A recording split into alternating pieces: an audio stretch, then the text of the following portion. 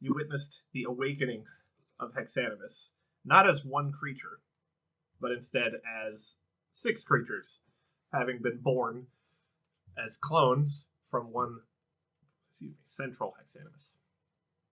You also met Visk for the first time, the nominal leader of the Shrine towards Sacred Six, and learned that, in actual fact, he's never spoken to Hexanimus. He, the person in charge of leading the Sacred Six on Hexanimus' behalf, has never met it.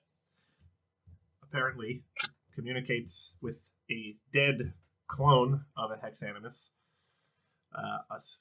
using a skull of the like which you guys found, or rather were left, in the Blackfoot's realm. And just communicating with a dead one mentally sort of broke Visk from the hold of the Elder Brain, causing him to be a rogue illithid with no colony. And apparently gave him a pretty serious speech impediment. According to him, it altered his synapses. So, whatever that mumbo-jumbo means, I'm sure to your guys' characters, you're like, synapses? I don't it's a weird deep speech. I didn't even know illithids could snap. It's very slimy sounding. He must mean that synapses must be something similar to teeth, but since they're not made of bone, they sort of have to like muscle up and snap. And so his teeth were forever altered, he says. So, having been present at basically the birth of the 6 Hexanimi, you were then delivered some, well, seems like rather poor news. Hopeful, in a sense, in that Hexanimus may actually have a way to solve this problem that you guys are all facing. However,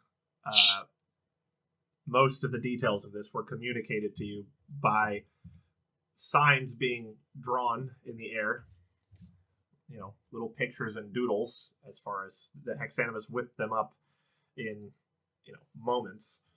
But it took a lot of mental reinforcement from Visk, the illithid, in order to come to some partial understanding as to what all of these symbols meant.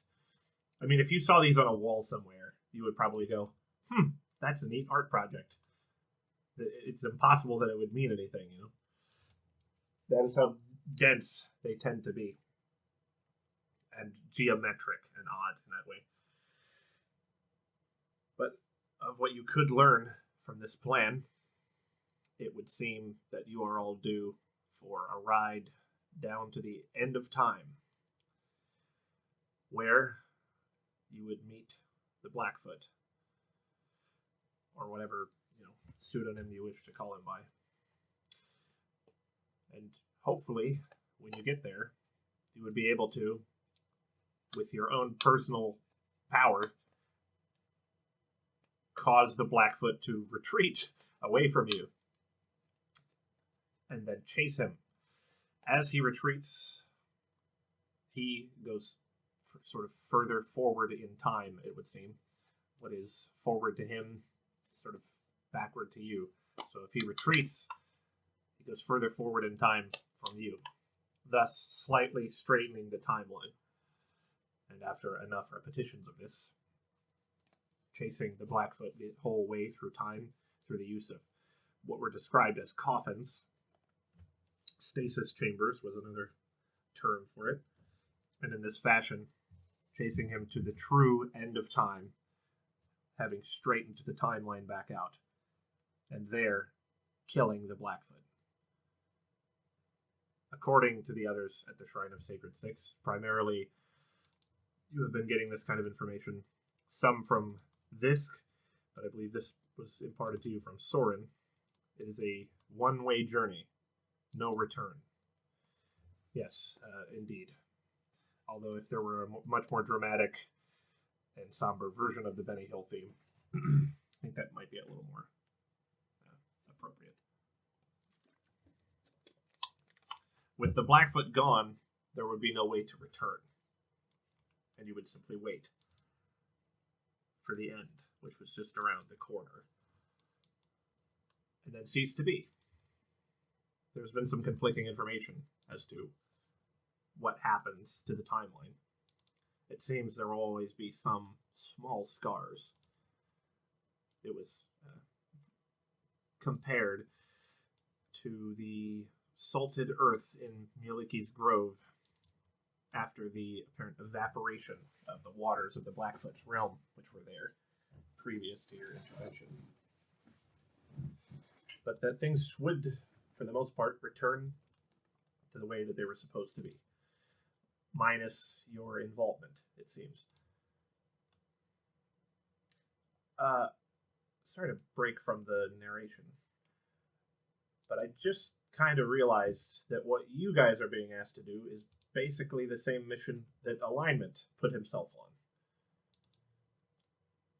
He followed the Blackfoot, kind of time traveling backwards in order to kill the enemies of Caloril, but the mission that he adopted for himself was to get himself written out of ever having existed in the first place.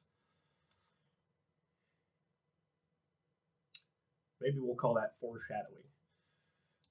Or an extremely lazy writer returning to a trope a second time within the same story. I couldn't tell you, but that's for your judgment. So, you had been allowed to, well, I shouldn't say allowed to. At no point, with the exception of Hexanimus, who immediately upon awaking began giving orders to anything in the vicinity, particularly Visk. But with the exception of the Hexanimi, no one has particularly treated this like you have no choice in the matter. To be strictly speaking, no one at the Shrine of Sacred Six has a choice whether you help or not. They could not possibly force you to help with this. Your willingness would be mandatory in order for any of it to work.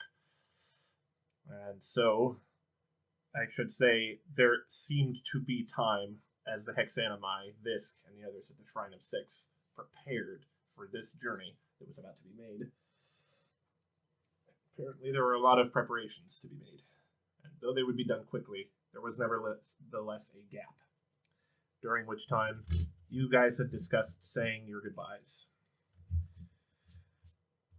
Just before you leave, Lynn takes a moment aside, seeming to have an idea of some sort, and goes for a quick word with Visk. He returns only a few, a couple of minutes later. There, now the timeline is synchronized. With that, the floor is yours, guys.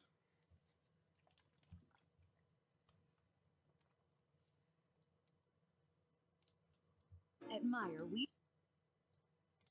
Well, so we're going to have to go back through the infinite staircase to the material. Yep, just wondering where we're going is all. Oh, I assume we would get back to the material and all kind of Split up from there. split up to, go say the goodbyes to the people that we want to see. Okay.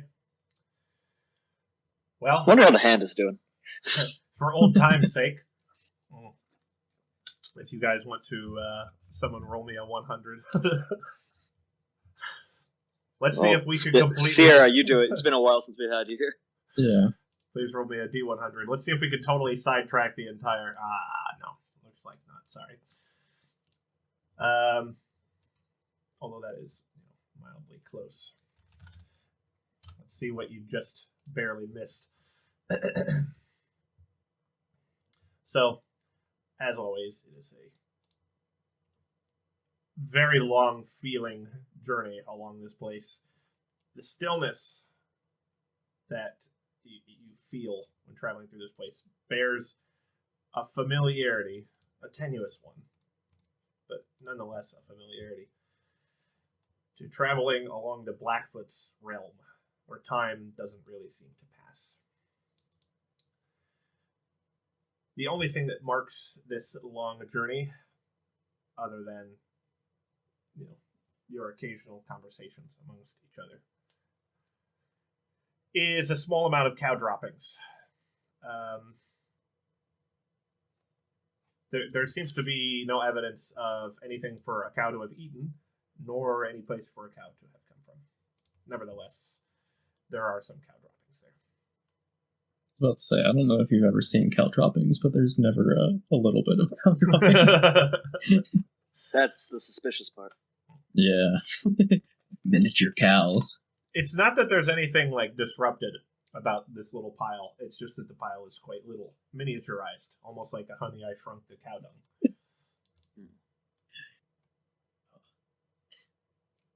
Creature. I don't even want to know. Are we going to the room with the moose? If I had the Minecraft baby cow noise available to me somehow, I would just start playing it as you guys walk down the staircase. They're not cow droppings, they're llama droppings. They're on their way to Candy Mountain. Oh, no. Oh, and now would be a good time for the Leopleurodon noise. But regrettably, I have neither. So many canonical worlds are existing now. Minecraft. Fucking Charlie the Unicorn. Hate it. Well, negative points to anyone who got that reference. That we should have left that in the early days of the internet where we found it. No. I'm kidding, I love it.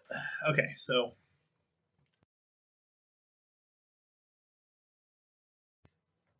having taken a brief moment of levity in wonderment of what caused this phenomenon, I'm just taking a wild guess that the place in the material you're trying to get back to is probably Riverjoin before you guys all split up, in which case Most centralized, I guess. that would be Pamedia, probably. Yeah, Riverjoin's easier for people though. Fair enough. More familiar, less chance that something goes wrong on the stair. So, yeah, after this brief diversion, which, given the lack of any detail in this place, I'm sure comes to be the subject of a few conversations as you guys make this incredibly long journey. You got to do something to stave off let's not talk about what we're staving off. With this, you arrive in the probably castle courtyard of Riverjoin, appearing quite near the tree that Lynn is so fond of returning to between adventures. Sort of the white tree of Minas Tirith for Riverjoin. I'm not sure when the last time you guys saw this was, but it takes like a second glance to realize, the tree actually has done some growing since you remembered. You kind of especially Ash, you kind of look past it, having these memories in your mind of having passed it many times, but implanted memories, seemingly false ones, or maybe the real ones, depending on how you look at them. In any case, 5 years of growing this tree has done. Doesn't make a huge difference, but trees grow very slowly, so seeing this be really any different kind of hammers home. It's been a long time.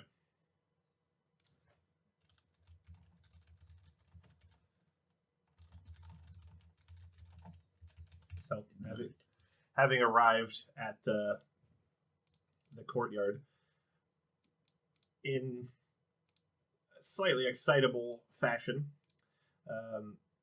you see the faithful guard of palace guard of Riverjoin of Castle Ravaith. They seem fairly austere. It has not been a particularly exciting 5 years, I'm sure. But at seeing you guys traveling around again like this, they seem conspiratorial. As you pass, there's a few whispers here or there, which Lynn, of course, you easily pick up. They seem they kind of are trading whispers about what do you think they're up to? When you're well out of earshot, obviously. But to which one of them inevitably says, "It's not our business," and then looks in your direction. as you're quite far away, but you can just tell by his tone of voice he knows better than the young guard. So, therefore, I leave the floor to you guys. There's a distant storm rolling in. Not very windy. The clouds are kind of just starting to appear overhead. Perhaps it's starting to rain at the edge of the town.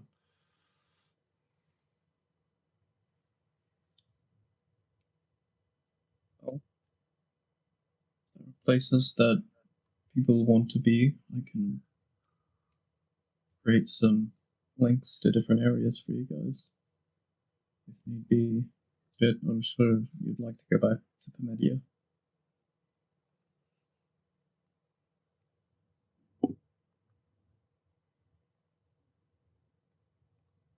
Galen, I don't know if there's anyone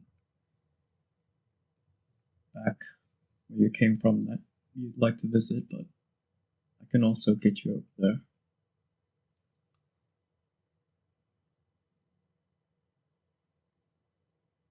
I highly doubt anybody's taking up residence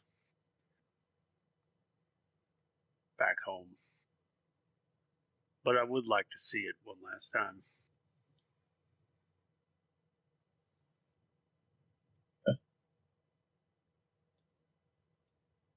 Thank you. Yeah.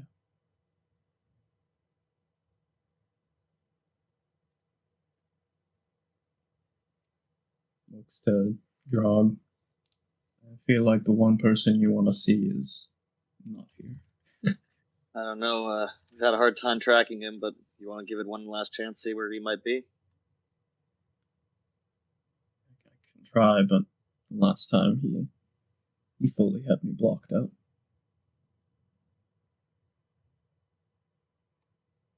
And I'll attempt a quick scry to see if I can scry out Felix.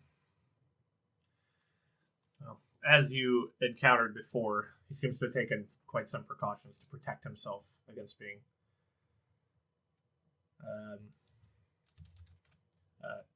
spied on in this way. Hard fought, hard earned lessons, I suppose.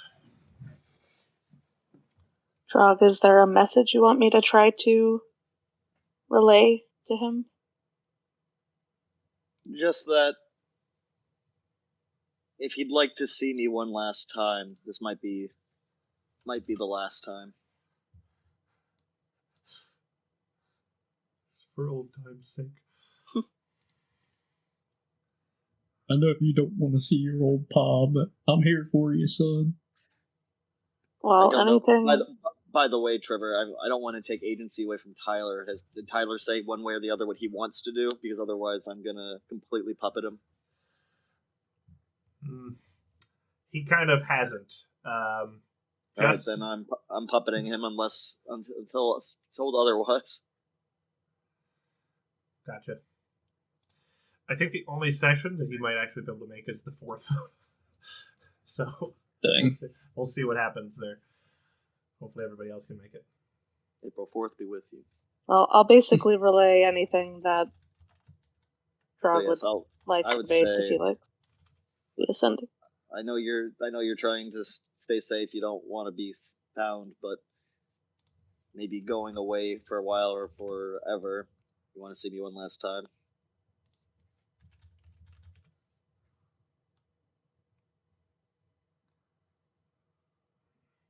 Okay.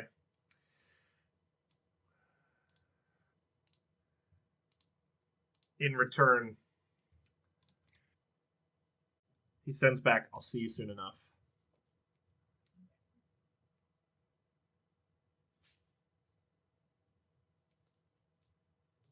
That's it. Okay. That's the lot.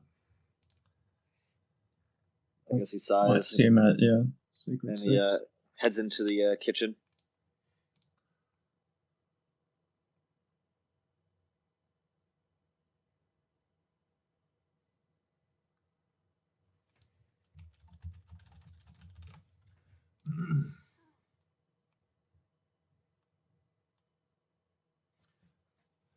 Well then, who's next?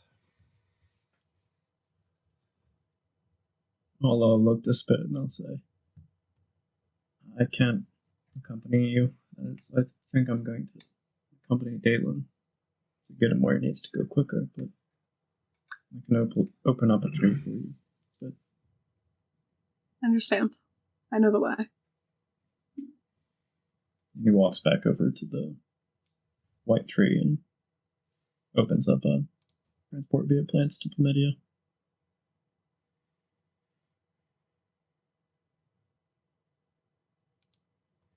Meet back up here in like 2 to 3 days. I think before I go through, I'll just chill with me and my dad at Riverjoy and feel free to hang. Did we ever go get your dad? He's been here for 5 years, and apparently I've been with him, but don't remember it. Huh.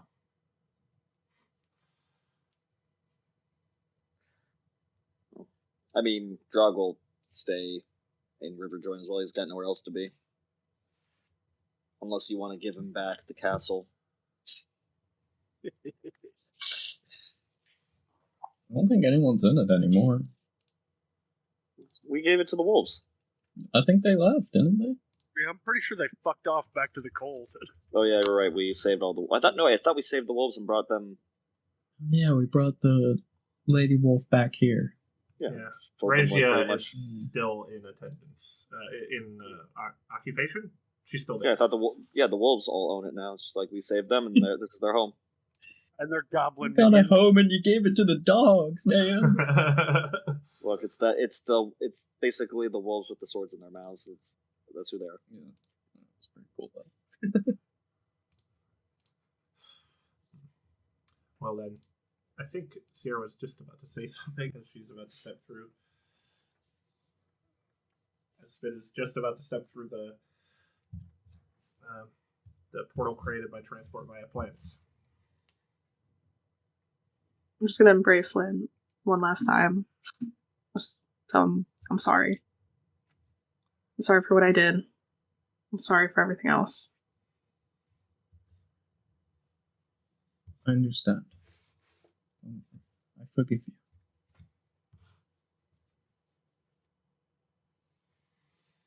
And then I go.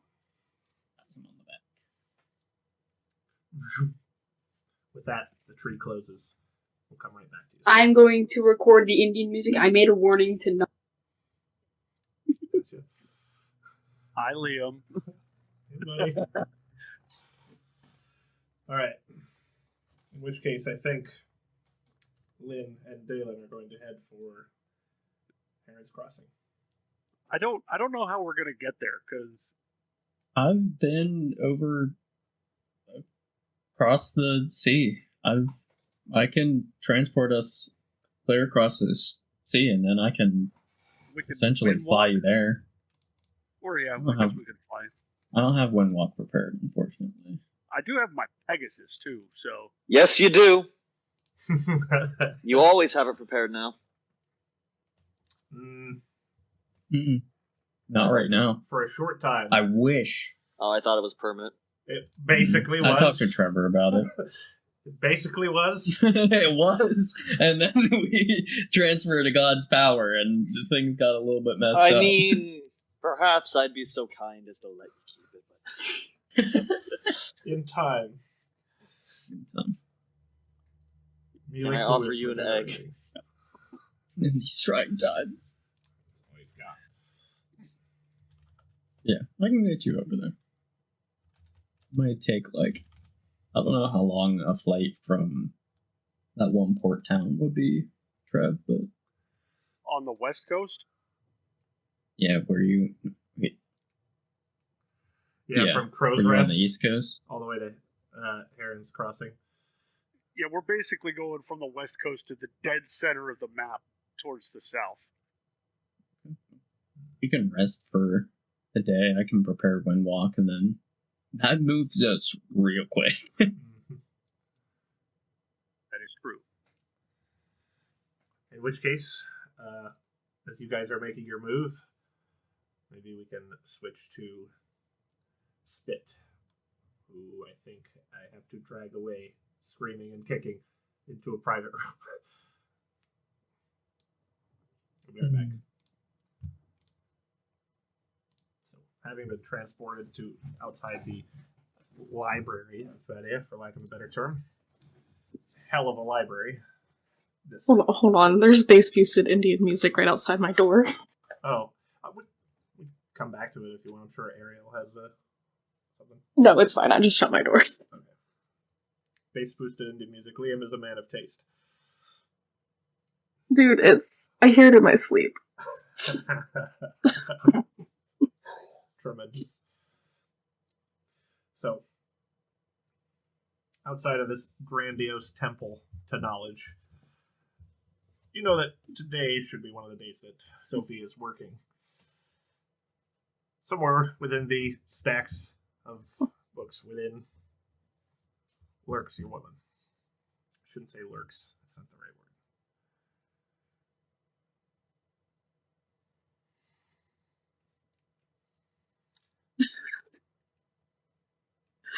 I'm still laughing at lyrics. I'm gonna start looking for her. Okay. Like her usual hidey holes. You have a wander around, checking all of her usual haunts, and as you're in the heat of searching for her, you hear a gentle voice over your shoulder. It's not the voice that you are used to hearing in public. It's not her sort of put on voice, it's her real voice. And softly she says to you, just from out of sight over your shoulder, "Looking for me?" I turn and face her. So always. You can see she's still kind of in her same disguise as usual, being that you're sort of in public, but she looks around the library in what has been an unusually quiet day. On your way in, hardly noticed anybody. And with a small, kind of very delicate wave of her small hands, she sort of constructs a major image of further bookshelves to sort of make you in an enclosed room. You can kind of see through it, being that you saw the illusion go up. But to the outside observer, it would appear, as a as a real object. And being that she's now concentrating on doing this, her disguise kind of falls away. She grows noticeably in height, and now stands before you as her sort of, her real self, with her sort of stone-appearing skin and, kind of statuesque features. And unfortunately, as usual, her expressive, well, not normally very expressive, more like, not mischievous, what's the word? Her eyes don't tend to tell a lot. She's kind of like she's always hiding something, and as usual, seems to be the case. You've been with this woman for a long time. You can read from her body posture that she is very hesitant to continue the conversation, as if she could tell the future or something.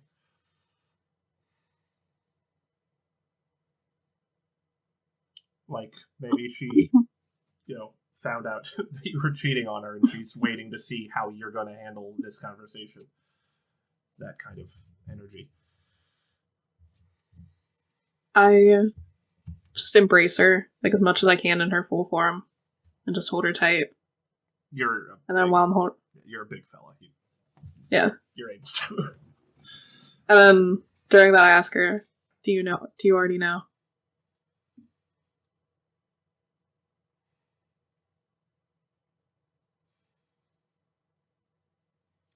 She says, "I know about the shrine. I know what it's there for. And I know that you've been there."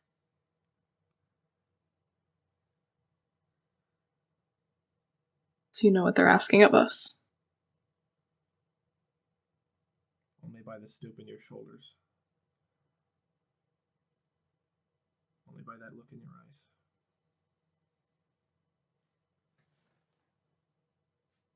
Yes. I think I do. So then, you know I'm supposed to be here to tell you goodbye for the last time.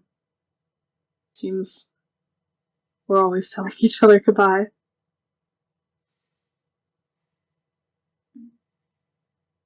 But instead of goodbye, if I asked you to tell me to stay, would you?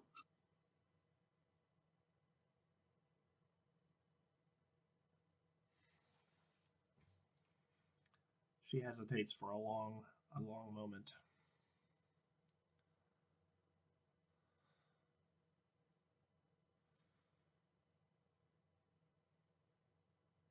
She says, I don't want you to go.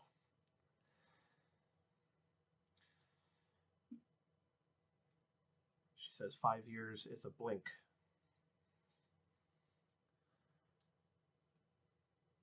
And for these 5 years, I've only had half of you.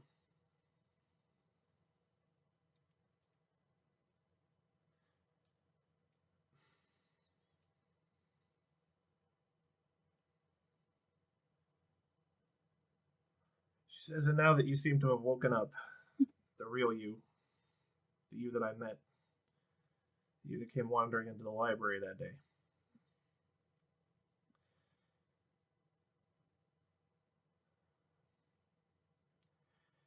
She says, you can't ask me to let you go. She says, but you can't ask me to make you stay.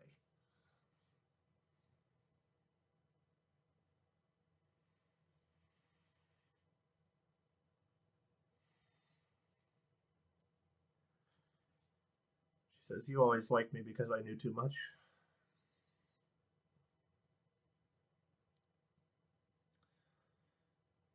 I wish I knew just a little less.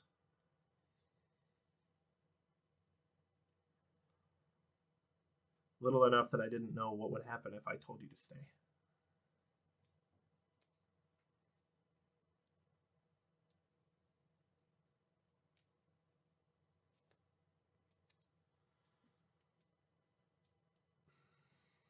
They're strong, everyone else. They can beat him without me. They don't need me. I'll give them my sword, I'll give them my armor, I'd give them my horns if they needed them. They don't need me. But I need you.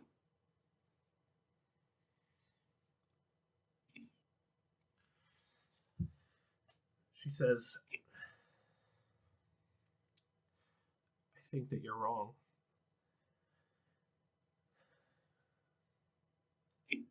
I think that they do need you. And as she's saying this, she kind of like is, you notice, of course it's a habit of mine personally, but she's kind of like not trying to look at you or trying not to look at you. But then she allows herself to look at you for just a moment. And you can see this rigid sort of posture that she's developed. Like she's trying to be, very cold and rational about everything. And, act as if it's less a part of her. She's less a part of it than it really is. But as she looks at you, you just see it kind of collapse. And she just kind of falls into you. And she says, but I need you more.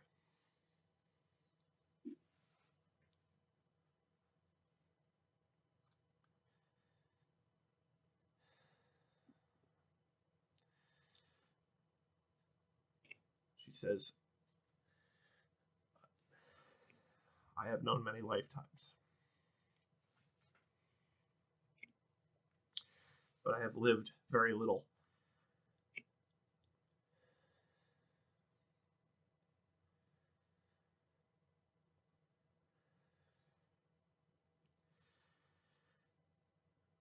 And she says, maybe I was born made from the wrong stuff.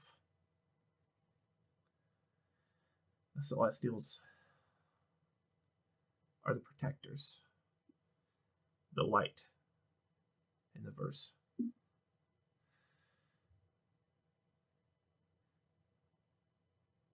But I would see all of this go.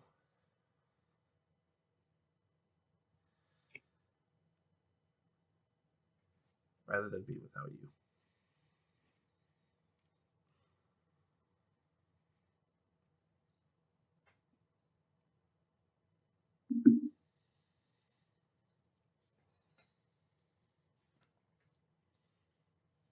And she just kind of, collapsed into you, like clutching onto you,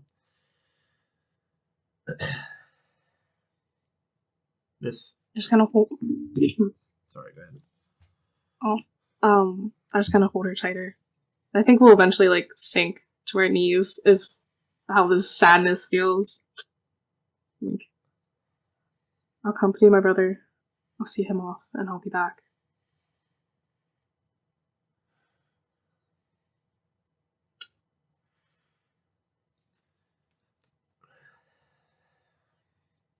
You can see Even if they can't beat him without me, there's heroes that will come after us.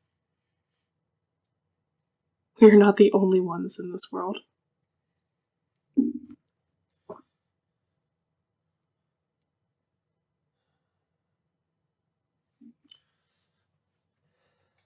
You can see that she kind of, like, trying to convince herself of it, kind of nodding with that sort of faraway look.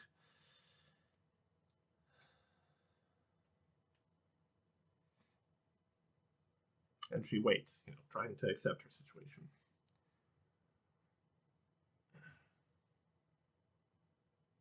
I get the impression that as you're saying this, you're kind of, preparing to leave, right? I think we'll just probably sit there for a little while longer if we have 2 days. Gotcha.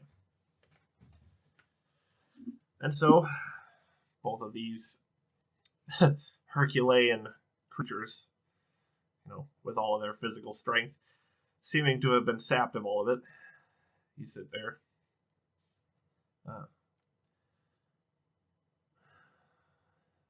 Holding on to each other to keep from falling. And,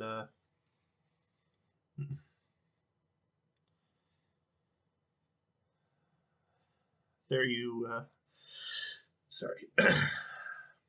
there you sit among the stacks of the ancient pages of this place, surrounded by the smell of ink and old paper, and just barely through the thick stone walls of the library able to hear the rainstorm, which has finally fallen down with all its might on the exterior.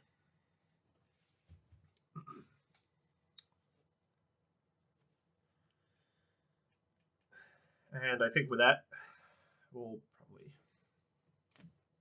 I'm going to jump back over and stay here. Yeah, that's fine. No, I love that this has just turned into us trying to make each other cry. Oh, fuck. Alright. I'm going to jump back over. You can... I assume that if you leave the private, it'll let you come back into the bar. Message me. Yeah. Okay. Moments that we've had together so far. I think it would be pretty lonely without you guys.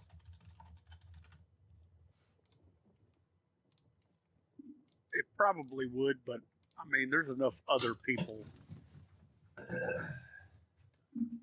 Sure, they might not be capable of getting up to the same shenanigans as you and Ash. I think the rest of us just struggle to keep up most of the time. But yeah, right. Without you guys, me and Ash would be dead a long time ago.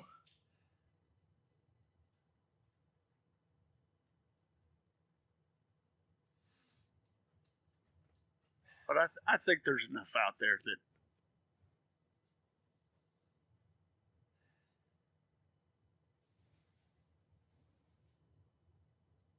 it'd be boring, and you might not make the same kind of leaps of growth as you have.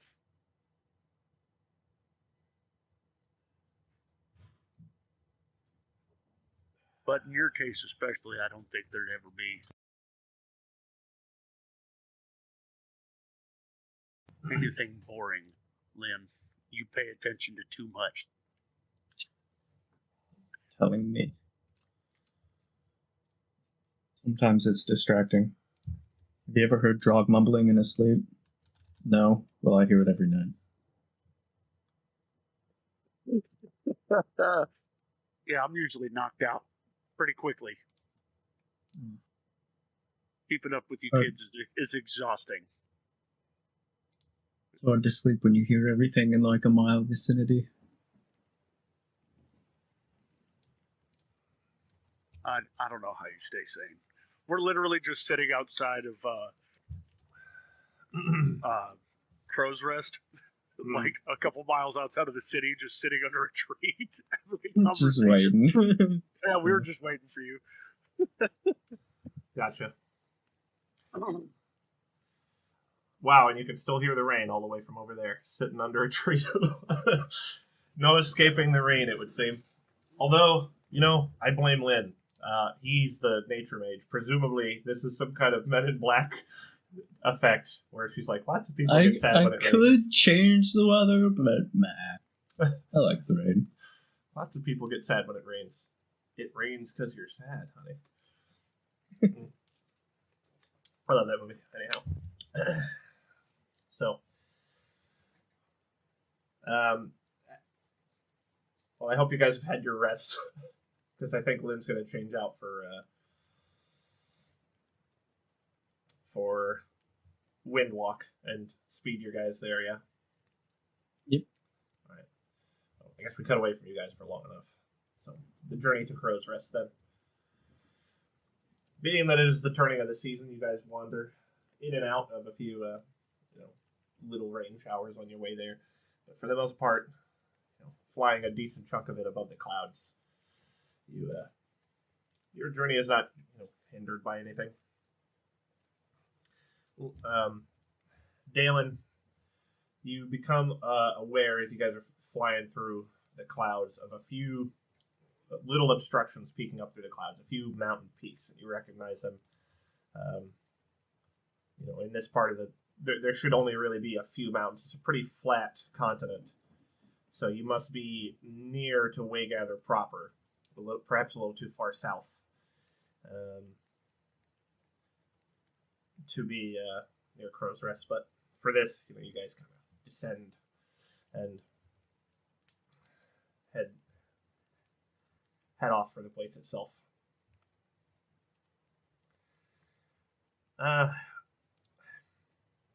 Obviously, I'm sure that I don't, for Austin's benefit, need to describe the scene that you guys come upon, but we'll do so. Through the persistent rainfall that seems to have accompanied your journey up to this point,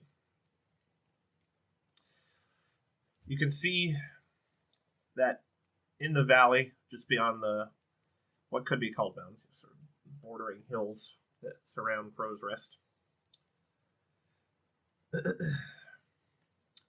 you can see the kind of half-sunken, mildewing exterior of the ruins that lay here. The ruins of what was once a thriving village of, probably 2 or 3 times the size of Quick Tallow, I would imagine. Yeah. Something like that. And I think, Lynn, seeing this for the first time, your extremely perceptive eyes kind of peel away the landscape kind of a layer at a time, and you can still, still see after, what must have been longer than 5 years, maybe nearly 10. Maybe it's even more than that. troubles of your sickness, I suppose. But the story of this place is still written on it in the rended buildings and charred husk of remains that were here. This would have once been a place where a great many ashes were collected, protected from the winds blowing them away by this kind of, mountain on one side that seems to partially surround the place. But by now, that has all been soaked into the ground. And growing throughout the remains of the village, the forest has started to take it back. Nature was fought off pretty hard here. But, like anything, given enough time, it begins to grow back over.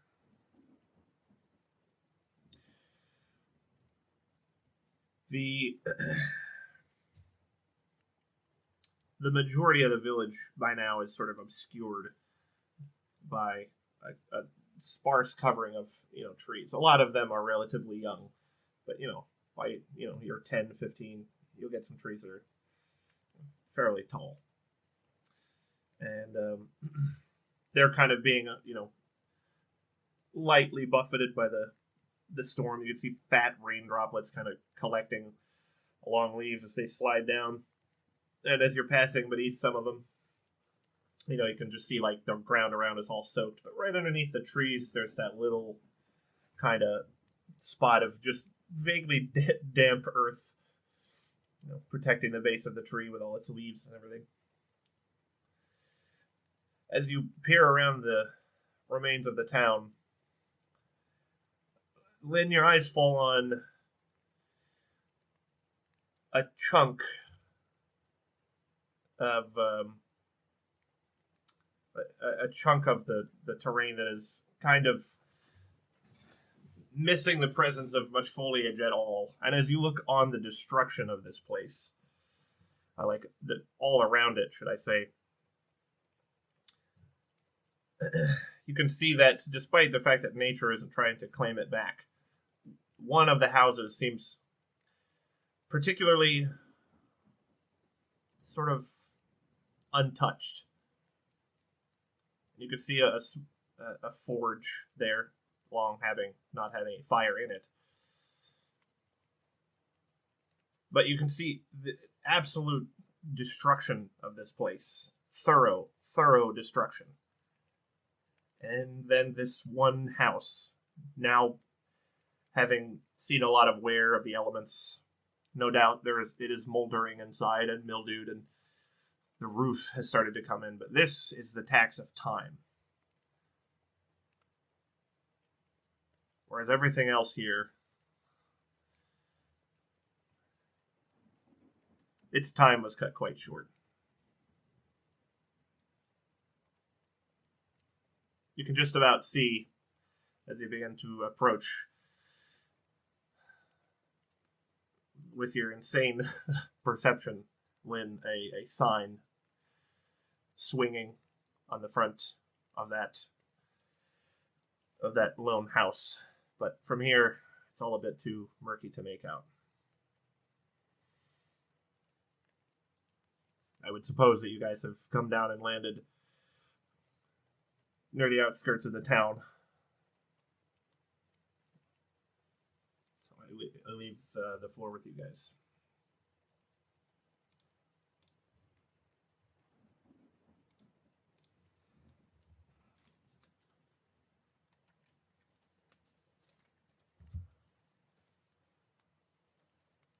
You're muted.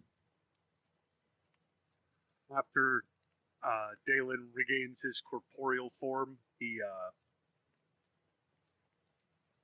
kind of, wanders around in a circle a little bit and just kind of takes everything in before looking back to the house. And he kind of just talking as if to the air.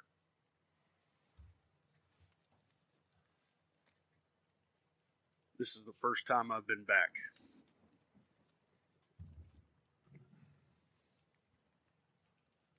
I could never muster up the courage to see it again.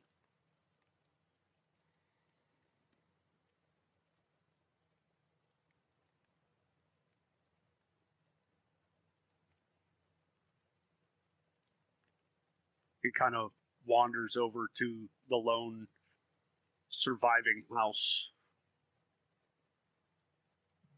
and puts a hand on it.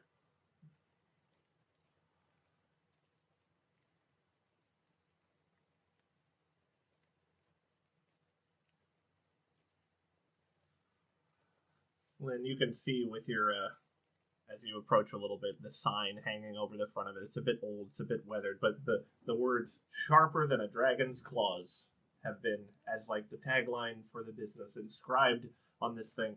Dalen is no carpenter, but it's pretty good, dedicated work. But just through it, over the top of it, like a strike through on a correction on a paper, you can see 3 large, gentle talon marks have been drawn from one side to the other. Does not appear to be the work of an artist. Having seen quite a few dragon's claws up close, these appear to have been left by a creature. And knowing how sharp indeed those claws are, it was being very tender and delicate about laying these claws across this sign.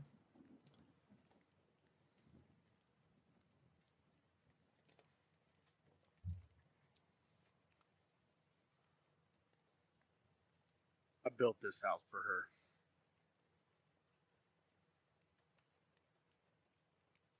Oh.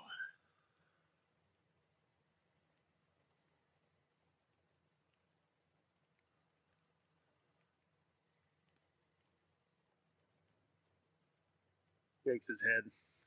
He starts walking to the middle of town.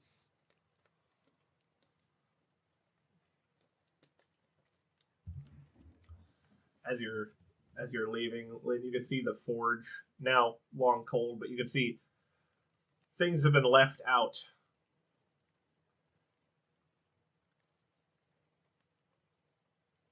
As if, a project was completed and never cleaned up after. Tools are sort of left just where they would have been if someone had just finished using them and set them aside. Hammer, tongs, the trough is full of rainwater, and it's kind of slick with the overgrowth of many rains that have caught in there and started to sort of, grow some moss or something of the kind.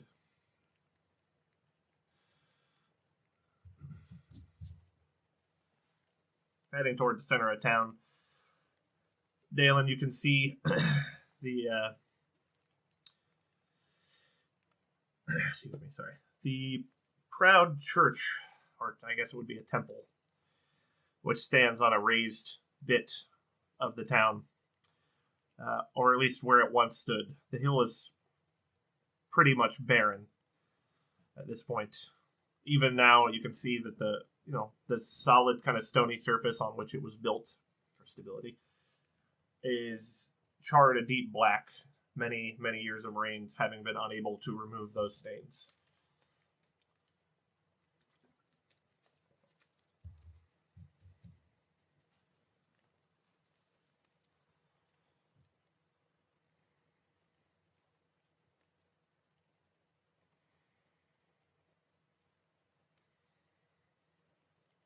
At this point, I don't even know if any of this was real. The people here were real. But you were real to me. And I think that's what matters.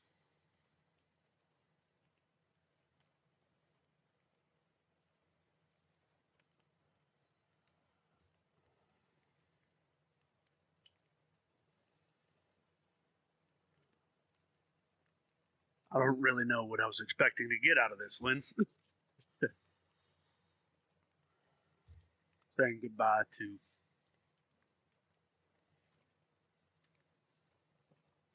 bunch of people who I should have said goodbye to a long time ago.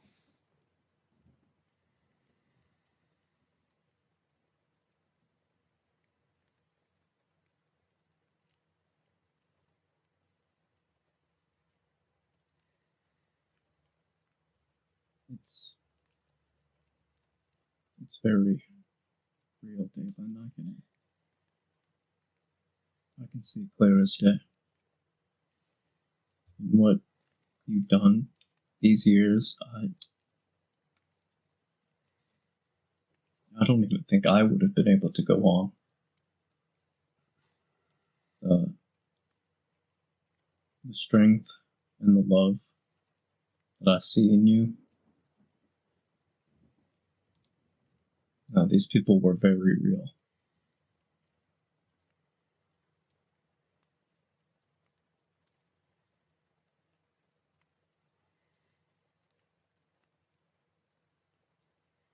I wish you could have seen it.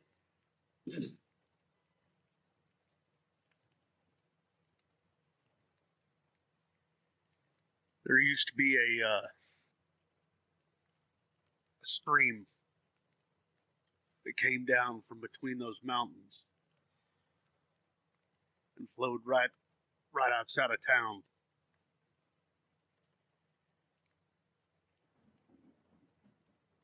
My pa always said that's what really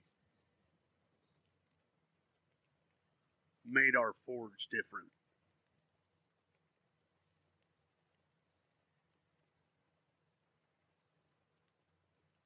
The people here were salt of the earth, man.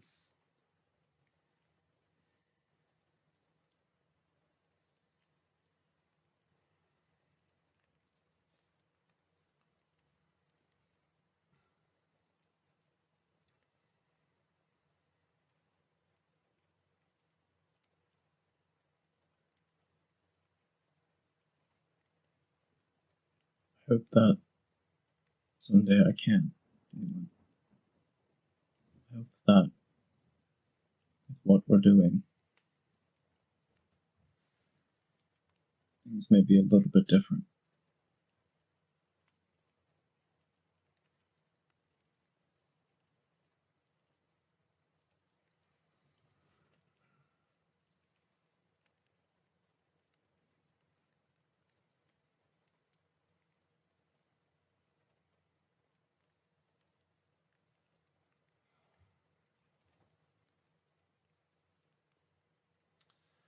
Thank you, Lynn.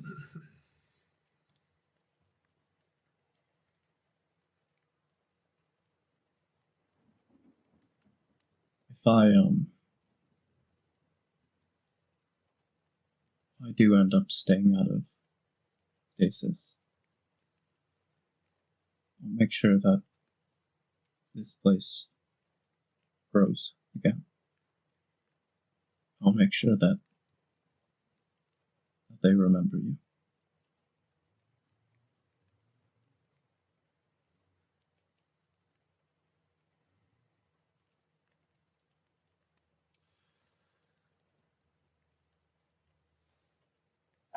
Dalen just kind of nods.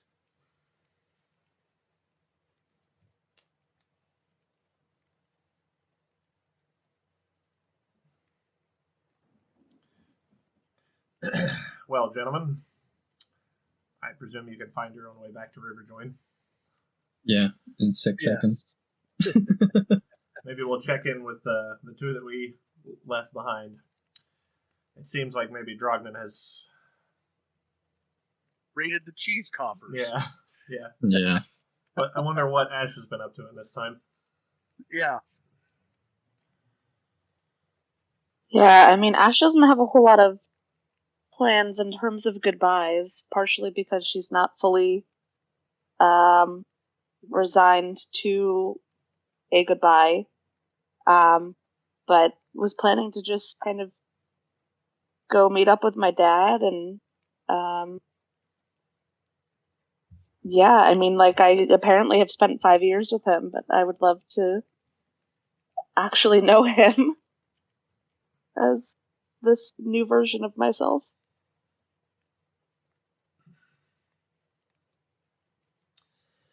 Well, let's see. You know that your father does visit quite frequently as he can from Ratchdale. He still is responsible for running the place, but you know he comes up with all sorts of excuses. You've noticed to come round here. The pretense of establishing a strong trade relationship with, and therefore being a sort of an emissary from Ratchdale, despite the fact that there's absolutely no realistic way for somewhere as far away as Riverjoin and Ratchdale to really accomplish much trade. Nevertheless, it seems a project that he's singularly devoted to. You know. Let me check my calendar.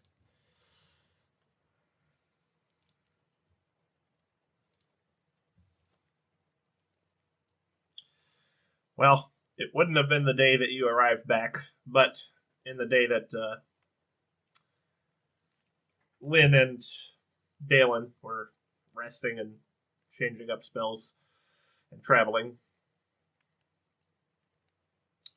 It would seem that today is one of those days. So, having had some, time to yourself, actually live in the castle that you own for, a period of 24 hours. Actually making new memories as opposed to having them put in your mind from the reverse way. And, sorry. Rainstorm would have quit in this part of the world. I'll get some different ambience. But,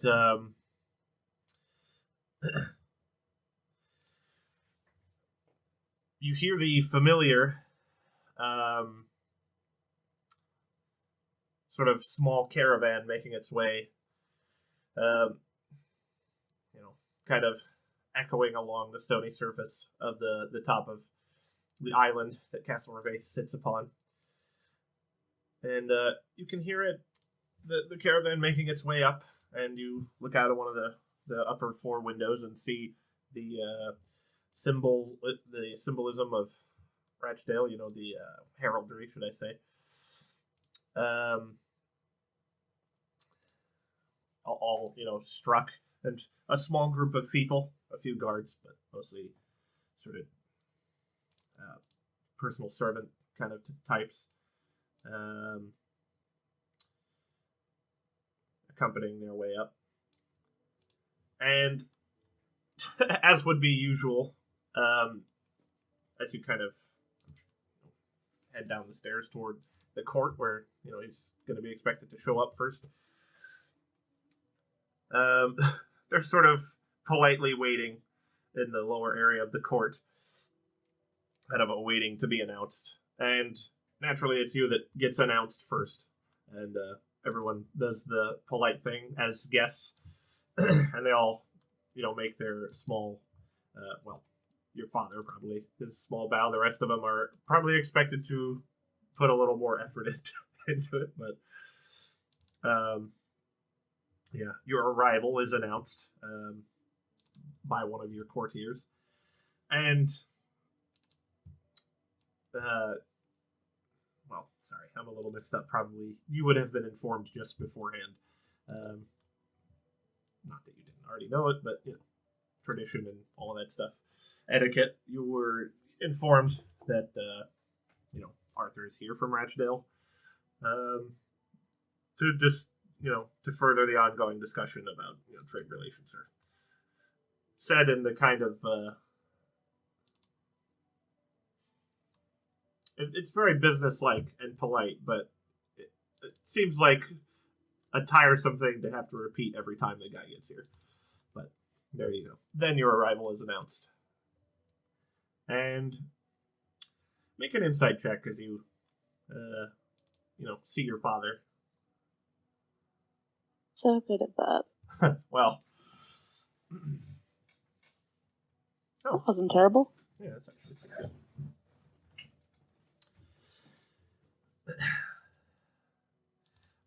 the look on your father's face is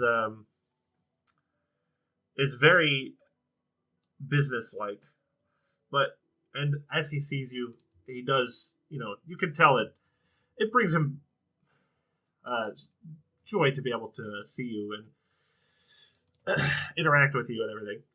But something about when you walk in, you have 5 years of memories of dealing with this guy and getting kind of used to his demeanor.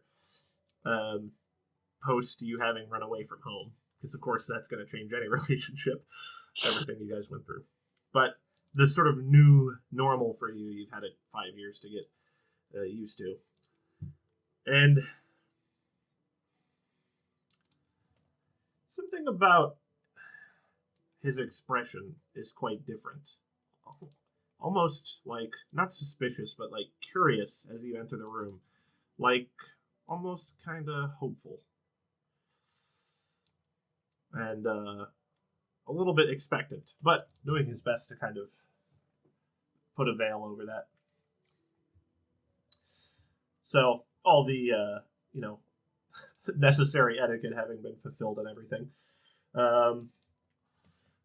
he walks over and begins the usual kind of small talk.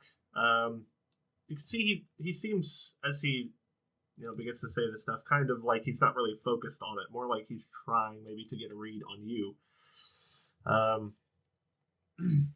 But he says that it's very good to see you again, as usual. The place looks better than ever, and he shares with you a little story as he was coming into the town. He noticed that he's not sure he's ever seen a kingdom in such working order and people having enough to eat and and all that. It's just a kind of a small story, and really the kind of thing that you grew up in. It's the kind of thing that you're sort of expected to say some kind of compliment, on the beginning of one of these kind of conversations. But unfortunately, an example escapes my mind, but he would probably have picked up some specific example, something to specifically point to say, the place is in good shape. But the whole time as he's kind of telling you this story, you can see just something by his expression, like he's trying to read you.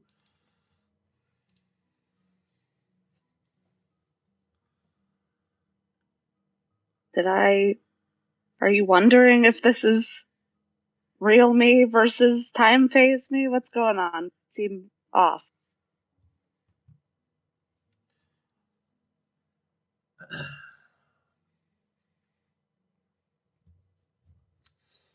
You see his expression noticeably shift at that.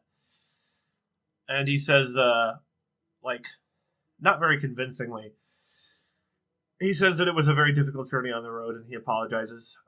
He wonders if, for that reason, you could maybe some of the, niceties could be foregone, and perhaps you could, skip straight to, the matters of business, which implied there is this would take place in another room. All these servants and stuff and guards and stuff presumably would not be listening to the finer details of whatever trade negotiations were going on. But yeah, and he kind of looks to you with almost basically, yeah, and all of these people listening as well. But you very quickly pick up on, as he says this, a kind of a little bit of a shakiness to him. And an unexpected urgency in his reply,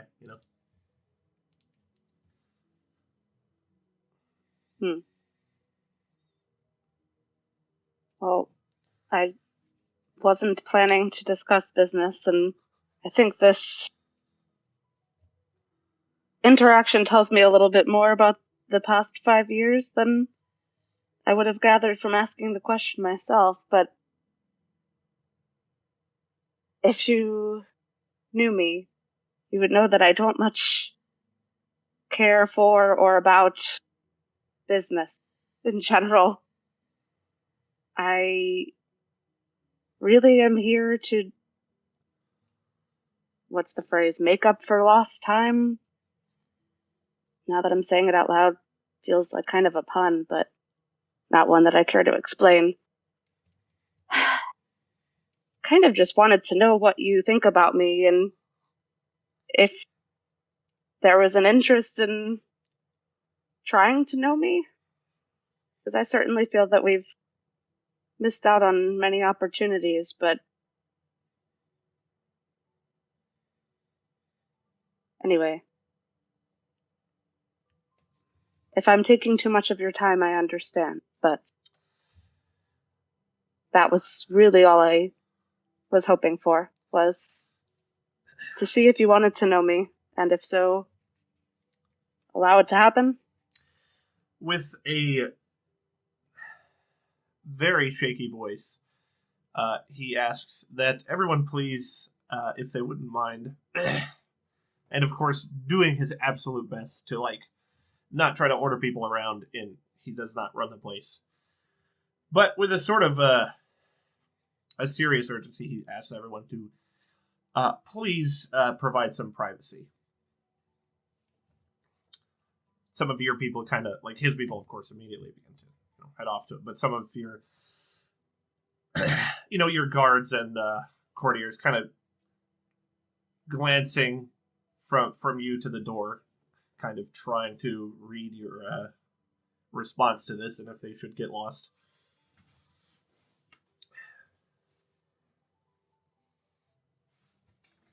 Yeah, I mean, I don't care.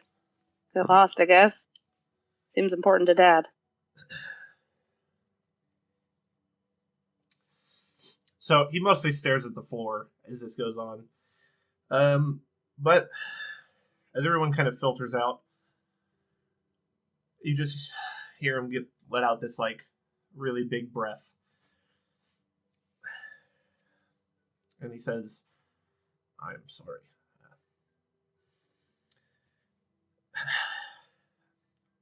Old habits. They do die hard. I'm not one for making a scene.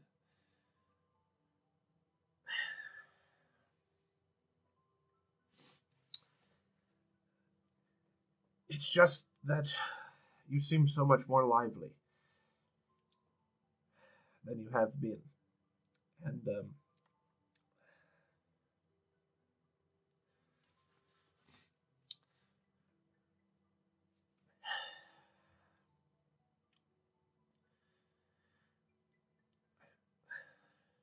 so I'm having a difficulty with this myself, sorry.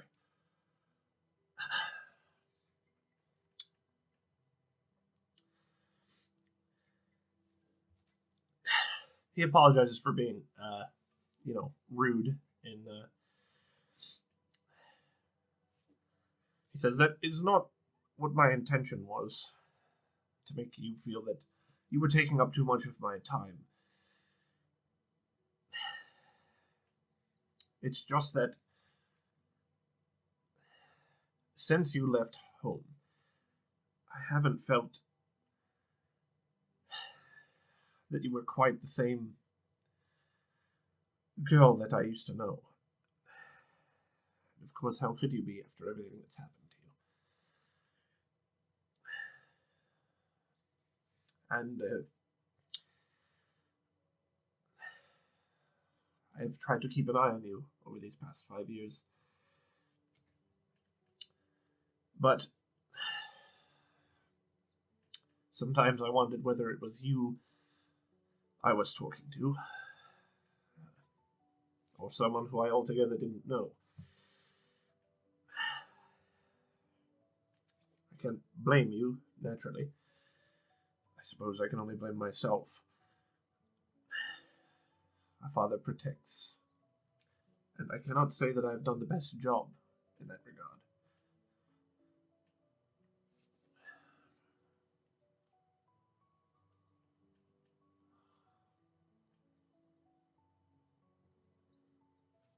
Well, if I seem more lively now, probably because I'm actually alive right now. Whatever version of me you experienced over these past years might as well have been someone else. That's why I'm here. I want you to know who I am now. I am not someone who needs nor is looking for protection. That's probably one of the bigger understatements I could make. I'm not the same person that you knew when I was a girl, and I hope that's for the better. I hope that you can realize how stifled I was back then, and in a way I've been stifled these past 5 years that you've been interacting with this husk of me as well. But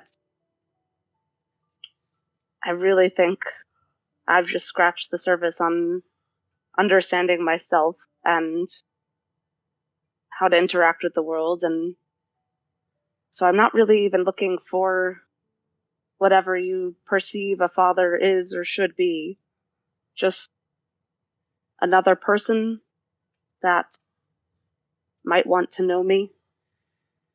I've had very few of those in my time on this world thus far, and it seems that I'm probably losing most of them, which kind of sucks. So if you wanted to try to get to know me now, I would like to do the same, considering I thought you were dead for quite some time.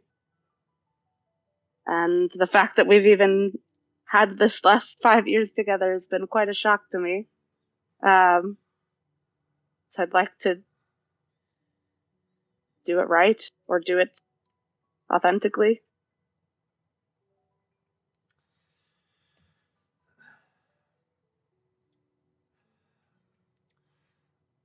You know, one might think, given that my job description deals with speaking to many, many people and making my thoughts exceptionally clear, that I would be good at it by now.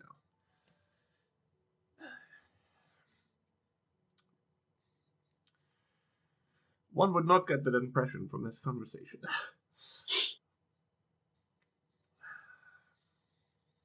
I do not mean to say that you are in need of my protection. You are far from it. It's just that there was a time where that was my job.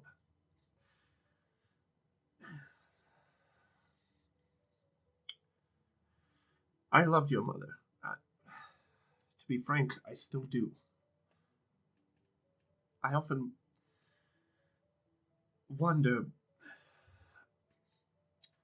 how much of how she ended up was my doing. I think for a long time my love was reciprocated to her. But I was not there. I had all my other duties, the like.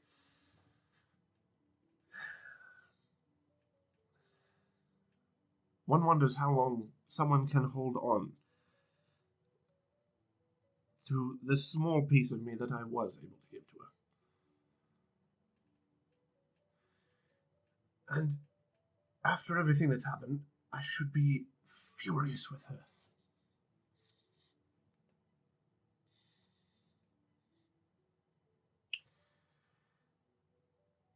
But I do not have it within myself to be. She gave me you, Melinda.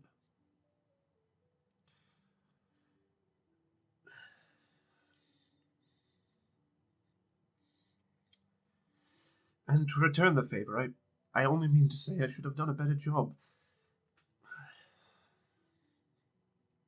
When she took a turn for the worse, noticing.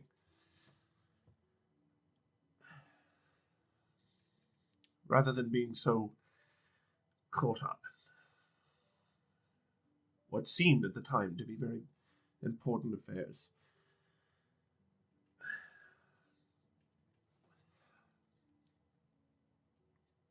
You have grown up quite a bit. I'm very proud of the woman you've managed to become. Without mine or your mother's intervention.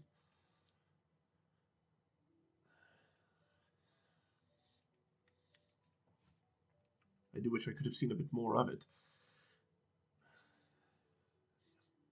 Your physician, your court wizard, whatever it is that he is, he did try to explain to me this sickness that you seem to have.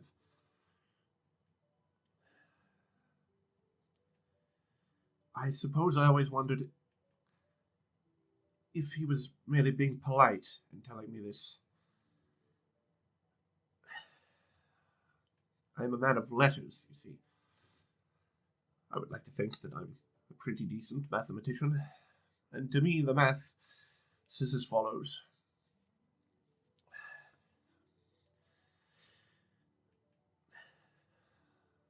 Within the confines of my home, you were fed to a monster. The fact that you should not particularly feel any warmth to me after the fact seems to follow. It seems only logical. I hope you will forgive me for not trusting in his diagnosis as being anything more than a polite way of dismissing my involvement. I apologize. Tears are not the badge of someone of my station, nor should I burden you with them. But I do ask that you always remember that you are my daughter. And even if I should fail to say it, even if I should be so caught up in my own world, that I will always have time for you. And that if you will allow me the privilege, I would be glad to know you. Of course, I don't expect your answer right away.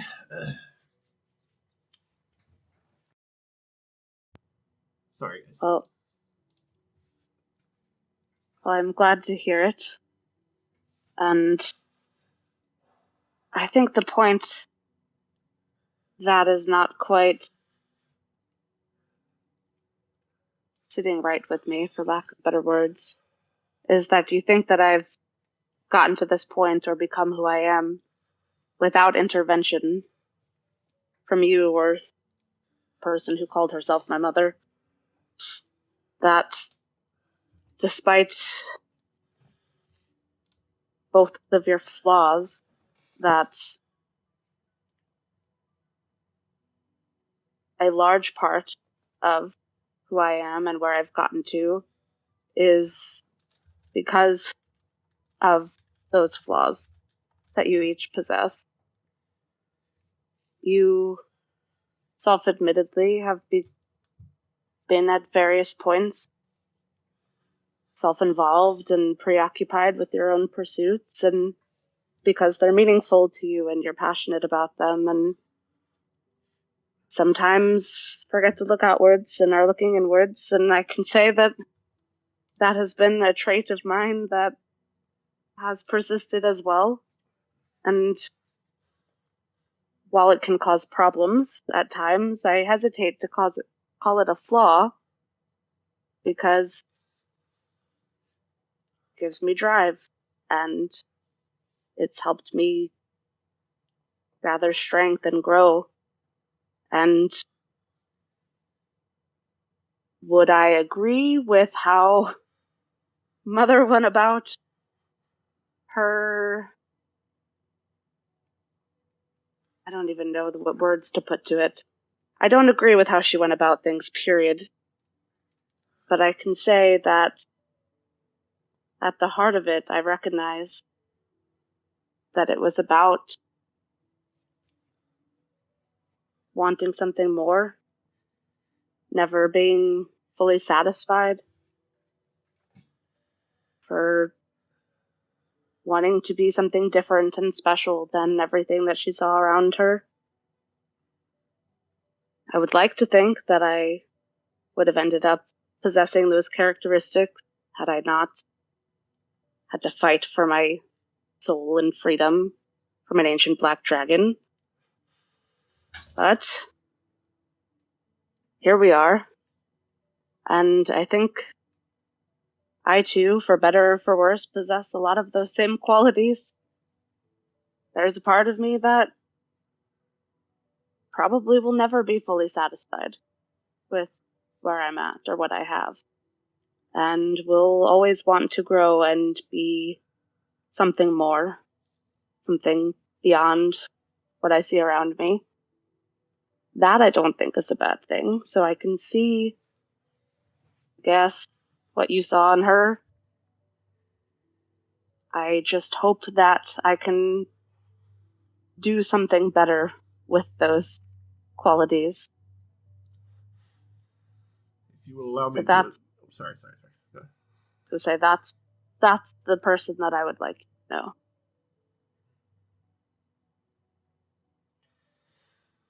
Well, Melinda, if you will allow me to indulge in my self-loathing only a moment more, I do often wonder if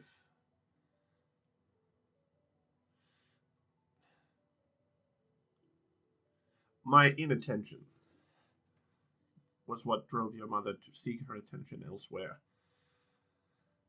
If that is the case,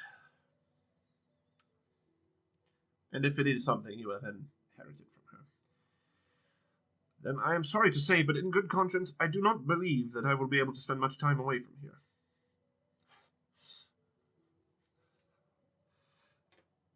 As you say, we have much lost time to make up for. And, well, if ignoring you means that you're going to sick some other ancient black dragon on some other unsuspecting girl, then, well, frankly, it cannot pass. I cannot allow it. I am sorry, but as your father, I'm putting my foot down. You can see he gives you, really trying to laugh at his own dumb joke. But he,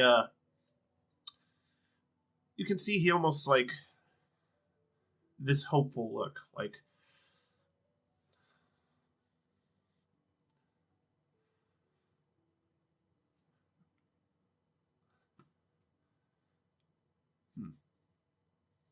don't know. Just a look of hope, I suppose. Well, whatever you say, Dad. Anyway, I don't need to worry. Could spend as much or as little time here as you want. Just wanted to see if this was something that still had a chance to be explored. And frankly, probably there's more of a risk of me being the inattentive one and getting lost in my own pursuits. You know, when I was prisoner to that thing, things were grim at times. Well, you know. He wasn't the most pleasant of hosts. But I found, even when things were particularly grim,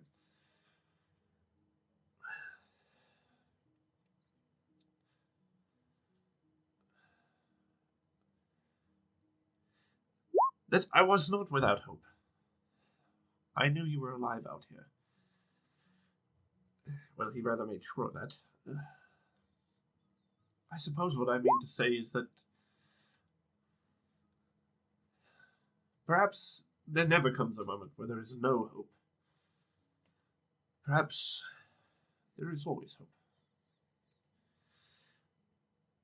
And even if it is not the case, I wonder if it is not an elegant solution to believe that there is hope, even if there is none.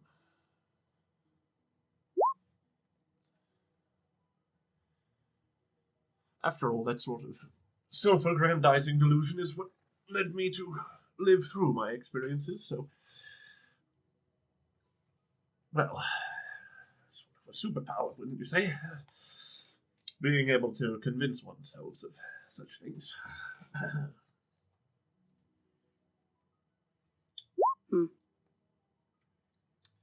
Can't learn this far. I suppose time will tell.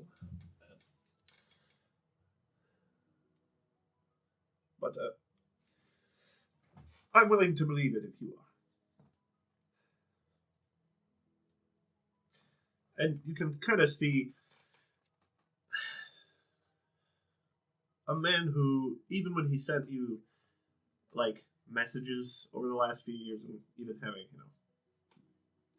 sort of the husk of you having hung out with him, the face of a man that your father has probably not been for quite a long time. Just to sort of, he gives you the kind of smile, the little bit of cheek that he might give you, like, when, I mean, your mom was very, we don't even need to talk about it, but perhaps the sort of woman who would be particularly picky about the things you were allowed to eat, like, you got to be special in all these ways, and, you have to look just perfect. The kind of smile your father might get you when he arranged or personally slipped, like, a piece of chocolate, with that sort of a, like, tell no one smile that he would sometimes give. That would the consequences of failure actually be that severe? No, probably just your mom freaking out a bit. But nevertheless,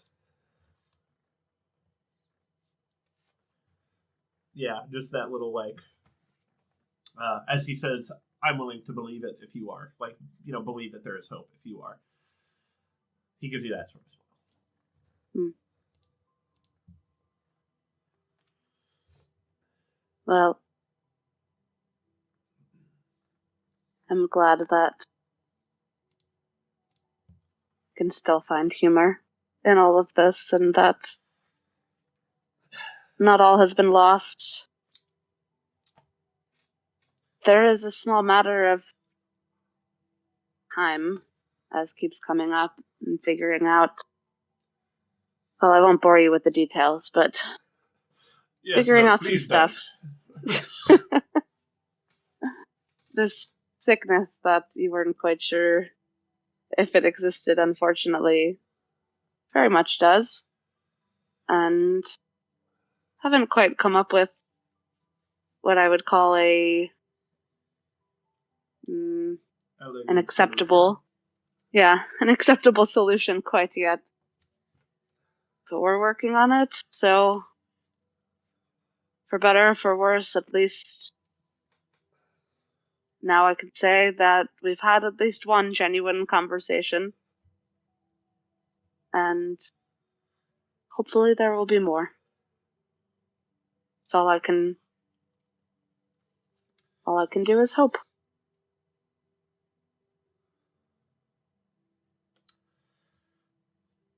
Very well. Then, as one hopeful fool to another, if you need time to sort these matters out, I am rather afraid that my stay here during this visit may need to be an extensive one, for reasons far too boring to go into. I believe my favorite courtier is taken quite sick, and, so on. I wouldn't feel right making the man travel, and frankly, I can't do without him. You know how I am. Everything must be just so. So if you should need me, I'll be hanging around like the smell of damp in an old castle. Or if you like something less unpleasant. Just do the obligatory groan to the dad jokes and eye roll. Good talk. Indeed. Would like to apologize. Doing this is kind of like singing the blues. You're really supposed to do it from like, over here. I might have got a little too close. Sorry. Shut the fuck up, Trevor. We're allowed to feel, you're allowed to feel. Fuck. Well, anyhow. I do need to grab some water real quick. So, I think we may pick back up with the return of Dalen and Lynn. Unless I'm missing something. I don't think I am. Turn Anyway. of the Lins. Take 5 if you guys want, and I'll be right back. Daylin Here and comes the Nightland. the Daylin and the Nightland. It's funny because you're a moon druid. Yeah.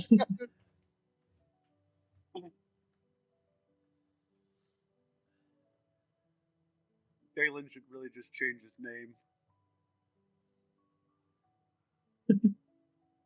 I don't know what made me like make his name like that. Like nobody was like, "Hey, you should make a somewhat normal sounding name and then just spell it weird." I was just like, letter garbage. You're telling me my whole name is letter garbage. Lindpern Eureka. Yeah. And then what's your druid?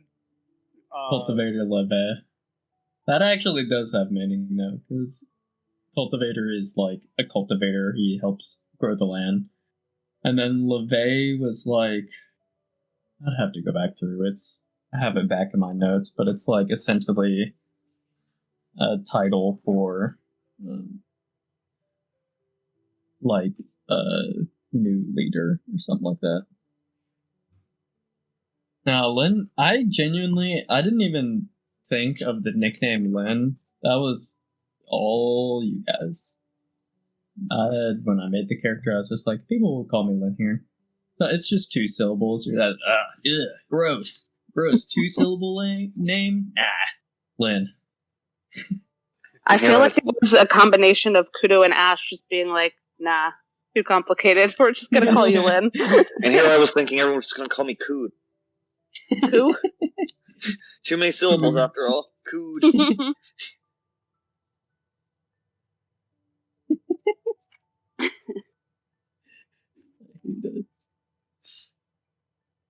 Well, there's at least 2 of us, 3 of us in the party have 1-syllable names. Ash, Lynn, Spit. Reef. Yeah, Reef has another. They all have much longer names. I'm gonna find my. We only go to 2. There's no going past 2 syllables. Ash hated her 3-syllable given name so much that she renamed herself. I didn't even know you had like another name. Oh. Mm-hmm. Yeah, that came up a while ago. Forever ago, yeah. Well, yeah, until Bethany showed up. Yeah, she called. Well, none of us knew until she called her fucking. What was it? Melinda. Stop it. I literally said, "Who is that?" Ooh.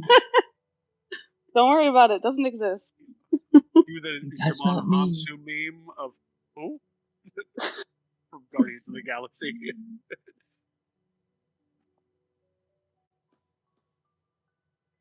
Ugh.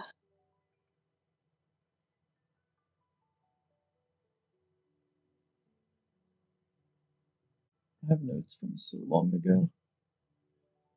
The start of my note is literally like once I came in.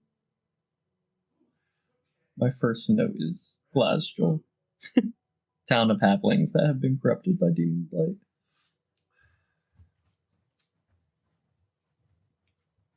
I've taken 0 notes in this campaign. I maybe notes written on random papers, scattered around my room.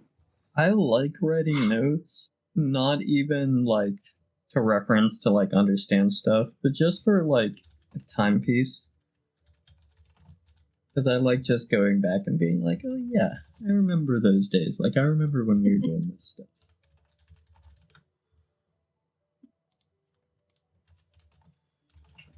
I of course didn't write out what LeVay meant. Because why would I? He said, I'll remember. I kind of just figured, I was like, I'm playing a low intelligence character. If I can't remember it, they can't remember it. That is exactly why I didn't take notes. Yeah. I'm not an intelligent character. I have an intelligence of 11. I'm relatively intelligent, although I think my intelligence is only 12. But my excuse is that don't care if it's not about me. I guess wisdom in itself brings a type of intelligence. Maybe if Ash had been Yeah. allowed to concentrate more on her studies and less on, like, pageantry. Pageants. Yeah. Yeah. Although I will say that kind of mentality is very sorcerer. It's like very. Yeah. Oh, not about me? Doesn't fucking matter. Unfortunately, the better a sorcerer knows themselves, the more powerful they are likely to become. So actually being self-involved is like one of Yep. of the ways to get OP. So, I'll give him a second to come back for Lynn to return. I think I might change this music. Let's see, what else do we got? This might do.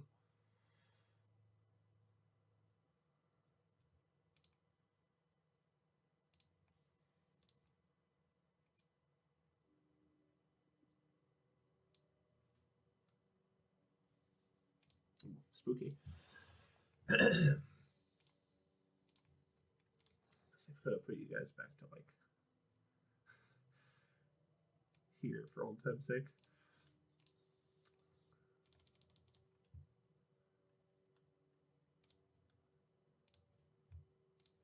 Actually, let's use this one because it's even more shittily put together. Back in the saddle again. Yeah, well, I butchered this poor thing.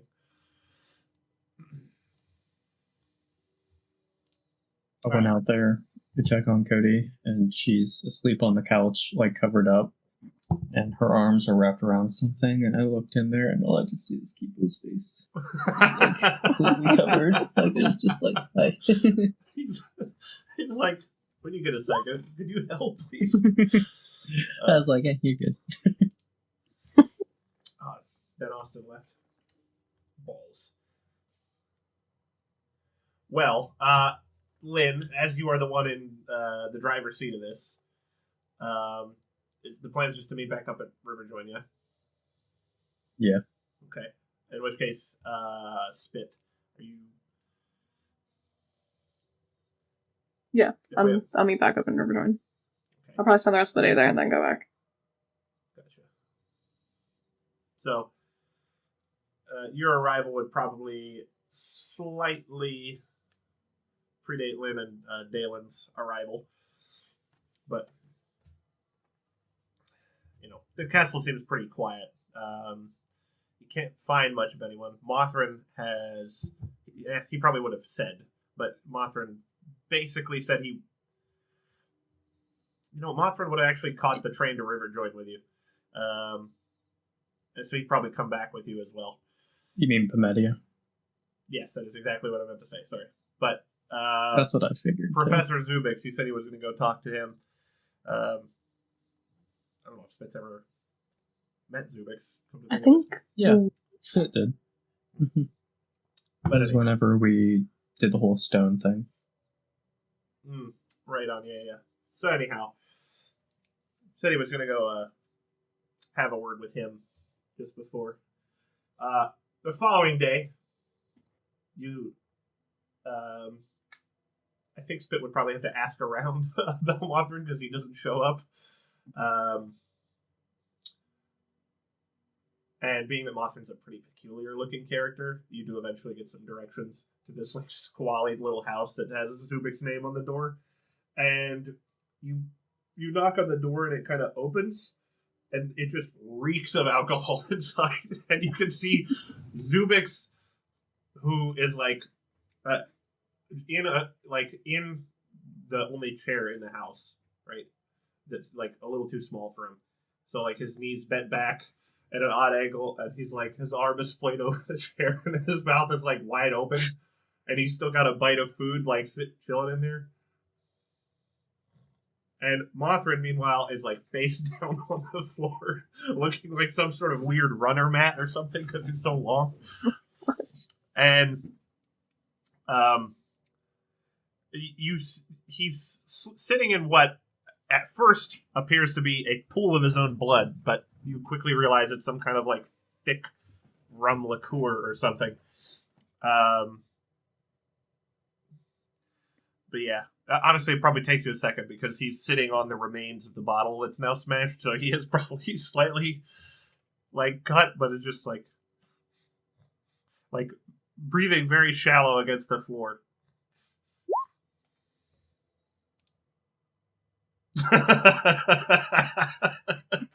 It's official. It's a canon event. Thank God for Revivify. So as like some glass crunches underfoot, you just sort of see Muffin go,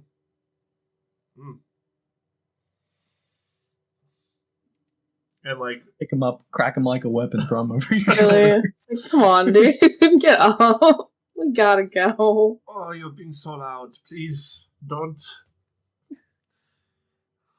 Just give me a few days. Then I'll get down right by his ear and I'll go, get up. Oh no! He shoots upright and like slips on some of the stuff that's like it's kind of thick after having set out and like reduced a bit. It's a little bit thick and kind of slimy. And he like slides across and like into the cabinet. Oh, it's a good thing you already gave me a headache. Oh. As he's like smacks his head off of one of the cabinets that then kind of like shakes violently. He's not a heavy guy, but it's like the worst cabinet, like thrown together with like spare materials, and the whole inside of the place. Like the guy drinks like he's rich, but lives like he's destitute, it would appear. But yeah, the whole cabinet like rocks, and like a bunch of shit falls out of it, and you're awaiting the sound of glass shattering until you realize that like it's none of this is made of glass. It's like a couple of wooden plates that then just kind of loudly clank, clatter, and then Zubik's chokes on the food that he's got in his mouth and begins choking like for his life. And eventually, dislodges this, and quite exhausted from having saved his own life, he falls back asleep. I'm just gonna grab Mother and like, okay, I'm assuming you said goodbye. Yes, in a way. Wait, he says as you pass by. He looks to Zubik and he goes, "No, you're pretty much like I found you." And then he like just throws an arm over your shoulder and gives up the pretense of putting any effort into walking. Like, nah, he's like, why walk? You're way big enough. You can carry me. He conveys this wordlessly by just sort of like throwing his weight onto you, and then his feet start dragging.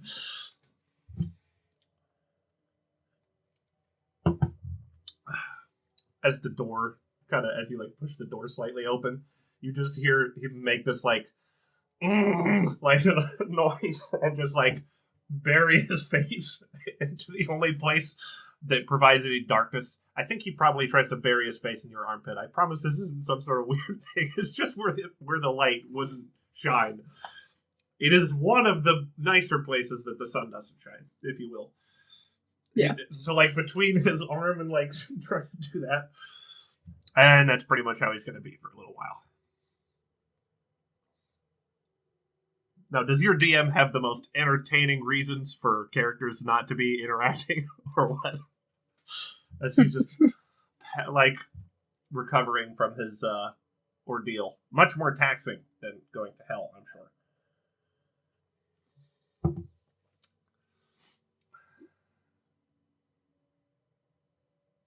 So, I'm sure you guys will make it back to Riverjoin in one piece.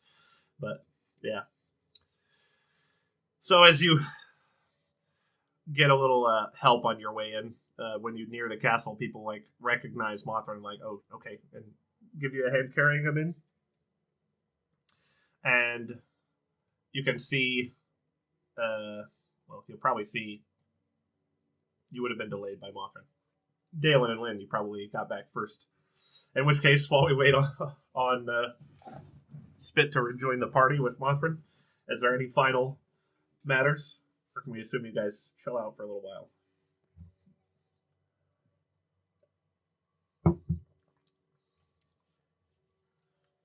Like once you get back to Riverjoin.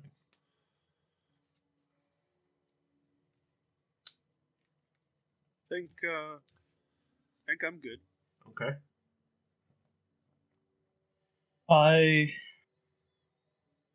When we get back to Riverjoin, I will offer to the rest of the party to, if they've said all their goodbyes, if they want to, they can come to my circle for the evening, and I'm going to try to have some kind of feast celebration. A hero's feast? Some of the sort. But A parting hoorah, if you will.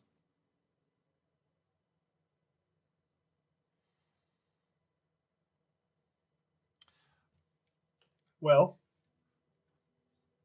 this very nice, frighteningly thin man has just offered you guys to go party at his. Are you just going to all stare at him? He says, covered, like, basically soaked because of the rain, with red puffy eyes. Just definitely all rain. Goddamn dwarven ninjas cutting onions. It's unfortunate, Waygather is surrounded by salt water, so the rain just it gets in the eyes. It's rough. Physics, that's how it works. That is how physics happen. Trust me, I'm an expert on rainyology. I'm curious to see what Linhern considers a party. Oh, it's going to be like a Japanese tea ceremony. Lots of bowing. So then, we all heading for Lynn's circle then? I think in very poor taste, Arthur is probably going to try to hitch a ride. Okay. Lynn's like, yeah, the more the merrier. Sure. I'll look at Egasid and be like, I know we're going to kind of be leaving a lot of important positions behind, but would you like to join along too? What's the worst that will happen in anything? You know what? Scratch that I said that. and then the liches return. You see him you see him looking like kind of as if remembering something that vaguely amuses him, and then you say that, and he goes, "That's not the. That is not the way to get me to come along." 2 liches with the Dracolich. Well, by the end of the night, I can send you back if that would bring you peace of mind. Oh, very well. If you insist. No, I don't think I think you deserve it, Egasid. You have dealt with us for a very long time, and we have given you a lot of headache, heartache, and strife. Oh, please, please. All true, all true. I hope you throw a good party, because I haven't been to one since I left the Feywild, and let me tell you, they know how to party. I'm not going to say it's a Feywild party, but well, they have fun. At least you're honest. Very well, let's go then. Before I change my mind, which I am in the process of doing. So,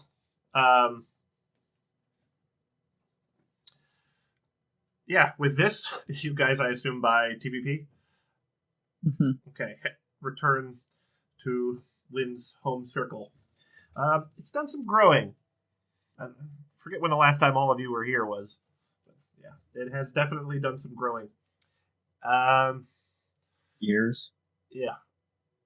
Although, as one walks through this grove, you can't help notice it's not nearly to the level of destruction in Miliki's grove proper, but there are some strange, looking trees as you pass. Not very many, but sickly trees in the area look to have, suddenly been caught up in a fire that engulfed only them, sort of thing. So the remaining ones look pretty healthy, but there you go. Those in attendance, lest we forget, would be Ramos, as well as the other various. I don't know what to call them. I guess just druids, keepers, like druids / keepers / whatever, of Lynn's druid circle. You could just call them like that inner circle. Yeah. People that keep things running. Yeah, Kekodu and Sapaisar, which is actually not his real name, as I recall. God, I really, really do have strong autism. Thank God. It's like a low crew or something like that. Don't worry. With my circle, I'm right there with you. So, yeah, it's an odd looking bunch of people. Namely, most of them are clearly not from the territory. They have the distinct appearance of having come from somewhere reasonably far away. In case you're confused, James. That's how the Serpent Circle was in the first place. They were sort of they were not actually from there, the majority of them. But so they've sort of blended with some new people that have the sort of build and appearance of having come from around the area, maybe Pamedia, maybe Death Harrow, maybe Riverjoin, in the Van Kyden area. And they all have a sort of a uniform to them, but you can see that there's a couple of distinct styles in how everybody dresses. There's still a couple of there's still the serpent motif kind of thing going on among a lot of them. And then you can sort of tell who's new by the fact that they sort of don't have any kind of a forward thing about them. Like they sort of have random little bits from their life that pop up. Maybe despite having come out here, they've hung on to an apprentice hanging on to his favorite his favorite apron or something, and just not throwing it over and just tying it around, weird little stuff like that. So it's kind of an odd, collection of people. But they have made quite a beautiful place here. And as you exit out from the transport via plants, I assume you're somewhere toward Home Tree, right? It's somewhere in that neighborhood. Yeah. So definitely. Yeah, as you step out and kind of stretch your legs, and people begin to kind of stop what they're doing and circle the wagons. I don't know. You can just kind of feel clinging to the air like static electricity is this potent but slight possibility, that hangs in the air. Just a slight being in this place almost feels like being in a casino would. Anything could happen. And the closer you get to Home Tree, the more pervasive this feeling seems to be. And yet, safe. Protected from the outside world. Here, the sort of indoor and outdoor both kind of blend together. Walking beneath the trees in, I don't remember any of the Lord of the Rings elf places, actually. But the nature here has grown in such a way that it almost has a kind of an indoor about it.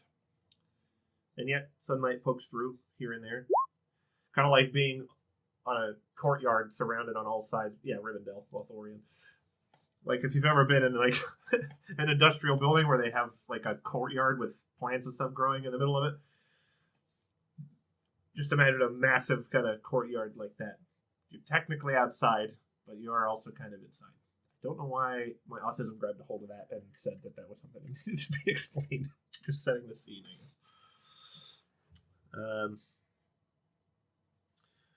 What I remember, it's pretty big now. Yeah. I mean, it's 3 domain. It's like almost the size of a city. Yeah. Naturally, from the inside, you could fail to appreciate that because, there's some, unlike a city, which is just usually out in the middle of an empty space. Forests don't usually tend to survive around cities in the actual city. So there's stuff to kind of block your sight. But yeah, everywhere you turn, there's a lot of people.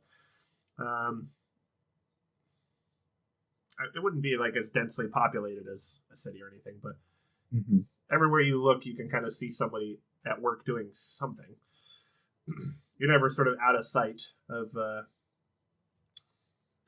all people. So as you guys step out through the transformed bio plants and take a minute to adjust to your surroundings, people begin to circle around you. Sapaisar, a very like old looking, and not only old like in years, but old like having been aged before his time. Kind of a person approaches Lynn to welcome him back, because as always, it is wonderful to see Lynn back in the grove.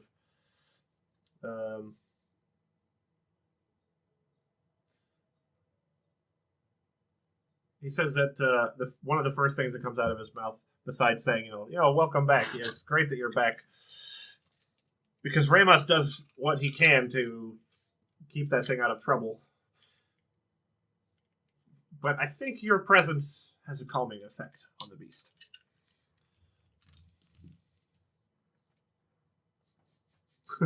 Yeah, I need to address that. Well, it's lived here 5 years. I wonder if it would even know its home if it were returned there.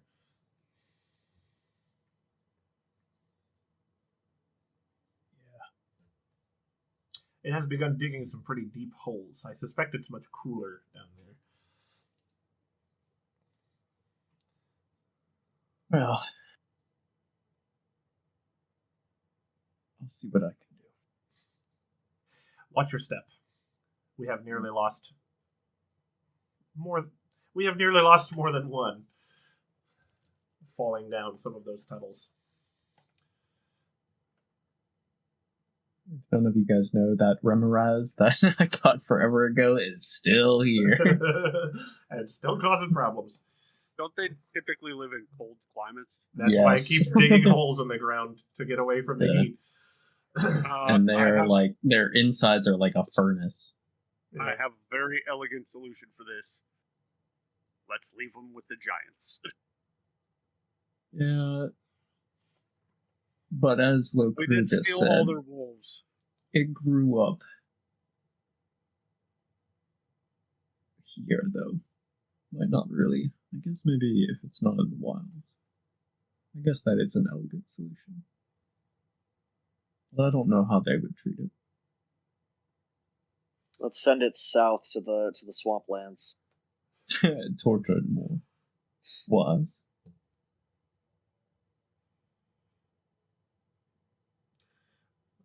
The water would sit a lot higher. It would go from being where everything's sunken down to where there's just a persistent steam hanging over the place as this thing just bathes itself over in more and more and more water, evaporating it all. I'll tell Locru that we intend to have a feast for our return. and that we like to aim for maybe a celebration. That's something you could help coordinate with. Of course. I'll do everything that I can.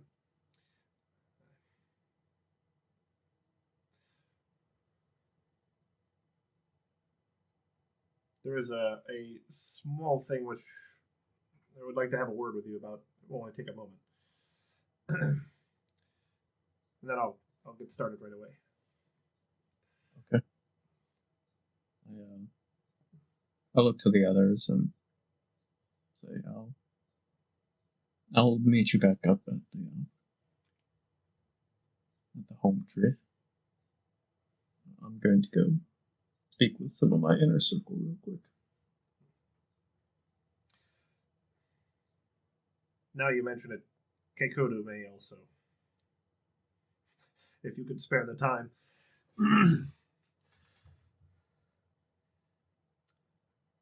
So he takes a few steps with you as you guys walk out into the woods. He says, before I start, did you kind of explain to him who Misha was? No. Yeah. So there was only one person in the circle who I would have explained it to, and it was Ramos. Ramos, probably, yeah. This woman that you have brought back, she seems to be on the mend. I suspect that she will wake soon. Really? Oh.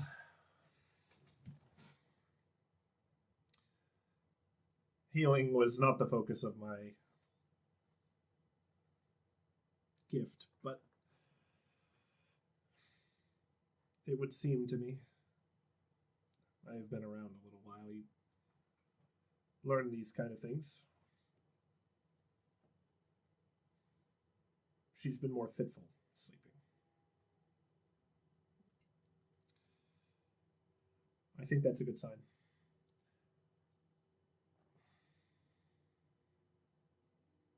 She's some druid. She has that sort of look about her. One of the other circles, maybe? Of course. It's not my place to ask these kind of things from you, but it's something to that effect. She's a druid. Not equal in power to me, maybe even stronger. She doesn't, well, I shouldn't say she doesn't have a home. It's more that her home is a little bit more widespread than mine is. I see. Well, some do take that path, go where you're called. They might say the whole world is in the domain of wandering druid. It's a very lonely life, but some like it. It's not unheard of, especially among us. You begin to like the company of the wild more than the company even of your own kind. Well, I just wanted to make sure that you knew it seemed important to you. I think she'll be waking soon. As for Keikodu,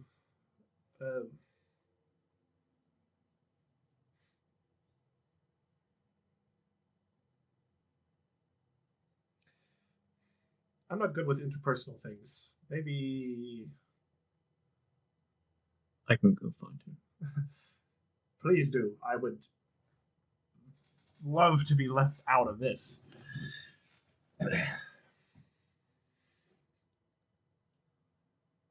I look to him and I say, there may be big changes that are going to be made to this circle soon. I may not be around anymore. There's events that are happening that may call me away for the rest of my life. I see the wisdom inside of you, but I know that you don't want to lead.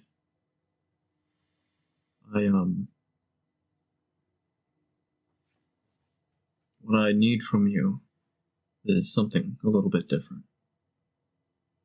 When I'm gone, I want Ramos to lead you guys. He's not as traveled as I am, but he knows my heart. And I think in his hands, this circle would keep thriving. I'll just put it that way. He'll hold the spirit of what I tried to do here. It's much to ask. You're sure he'll accept? I don't know. I was just kind of hoping to force it on him. Ha! Because he's a pretty stubborn man, and he's the kind of man that wouldn't think himself fit for the job when he clearly is. So,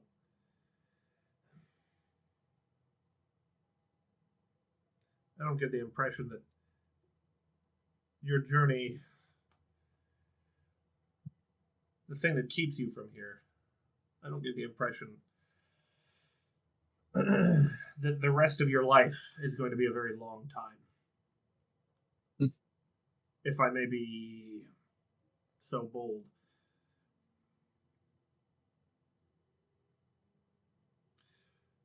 You're going to step out, and before you do,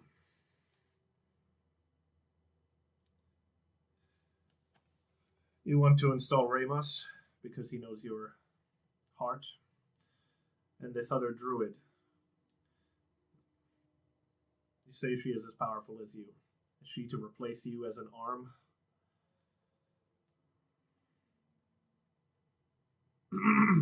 Something of the effect. The decision isn't final yet. I need to speak with her before I make the decision. What happened to her, I don't know how much she remembers, but she's the person that I know her to be, then she would be even better of a fit to lead you all.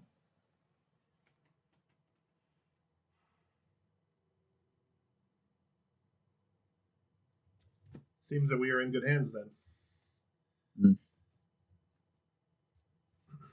Well, I wouldn't leave you guys in bad hands.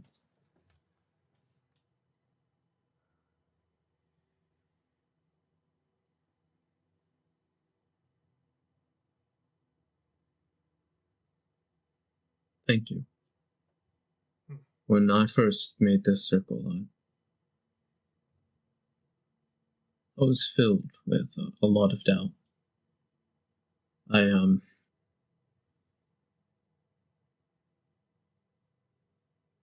thought the confidence that I had was getting the better of me, and that I may have been wrong in forcing you all here, but through the rest of you, the people that I entrusted, really made something beautiful. Not everyone was so happy about our departure. Even less were happy about sticking our necks out to defend the Pomedians. But they forget. The same was done for us once.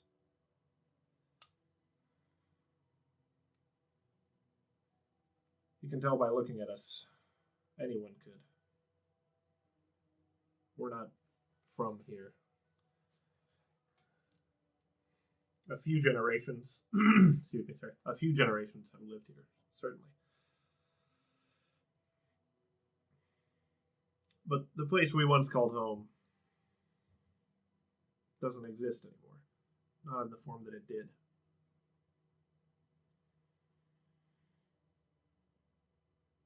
We've been closed off since then. But what I seem to be the only one who remembers.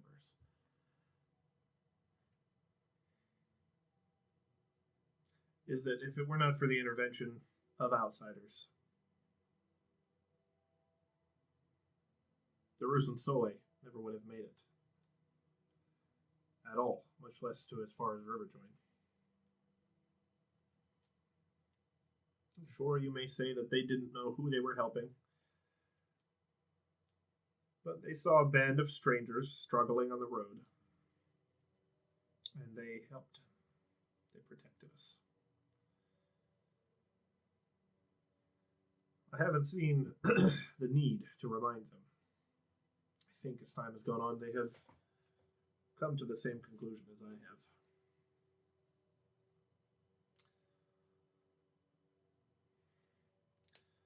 I say this to say,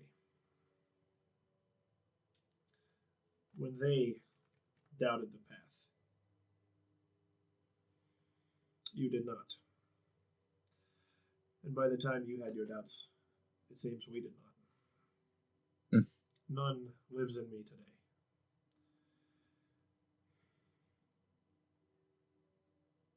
I can't give you a pat on the back and encourage you on your way. It wouldn't feel right.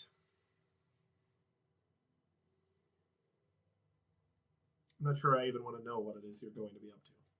It's not for me to ask, truly.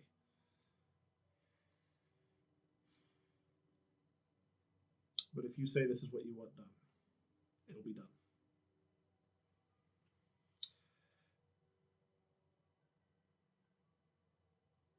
And we'll die trying.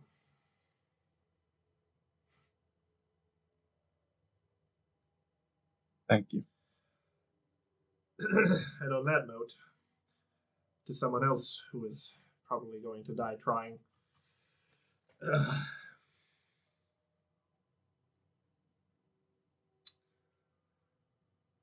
let her down easy.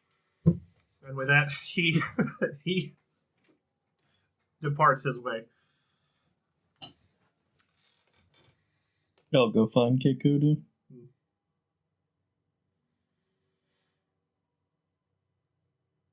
She's been one of the few that saw the need to hang on to her mask from back in her time in the Rusan Sole.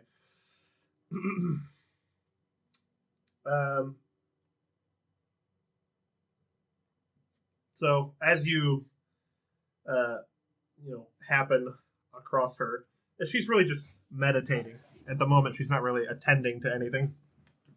She's just sort of laid out some of her gear. She's more like a ranger, really. Like if she had a class, it'd probably be ranger. But yeah, I don't know that you guys have talked very much in the past. No, only kind of when I first started the circle. So you she very quickly kind of gets up from what she her meditation, having seen you coming up, and as she notices you, she quickly puts her mask back on, and before she turns around she just seems more comfortable that way. But she stand up and face you, and in her typical style, she's very kind of quiet. She's very respectful. You don't really bow in the druid circle, but you just kind of see her posture is sort of kind of rigid and focused. She immediately stops what she had been doing, and giving you your honorific. She refers to you as you come up as Cultivator LeVay, But then she just waits to see what exactly is going to happen.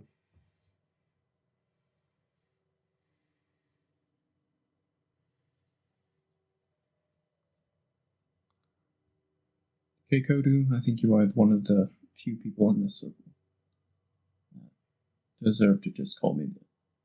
You've helped protect these people for many years now.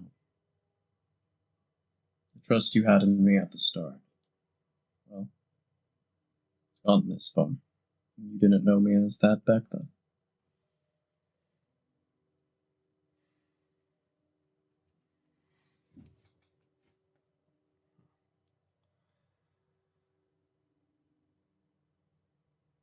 Lynn, she says. She kind of like almost sounds like she's sounding it out. Like it seems kind of weird to her. She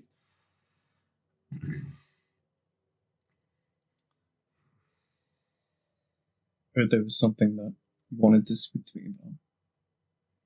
She kind of like whips her head in your direction, like still with the mask, just giving you this implacable look. And she says, You know the birds in this forest like to talk. Old birds, she says, sounding like a little scornful about it.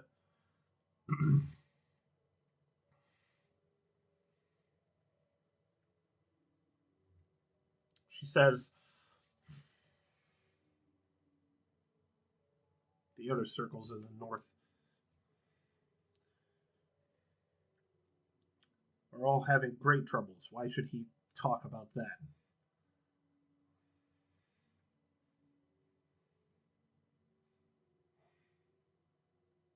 Not his business. No. His business is everyone in the circle's business. At least he feels that.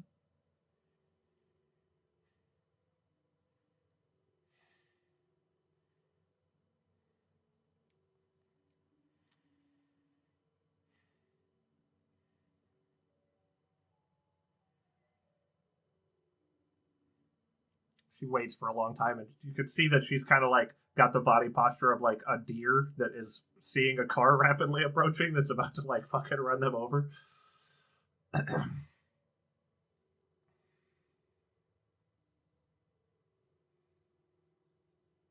And she says,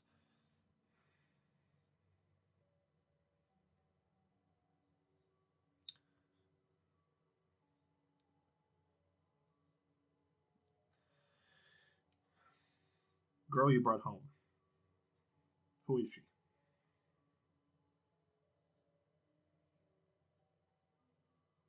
He's very, very powerful. Druid.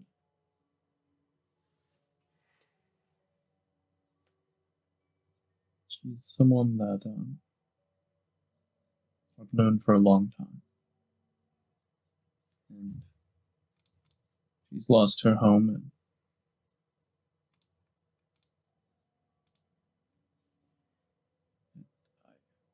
I wanted to give her a home that would accept her.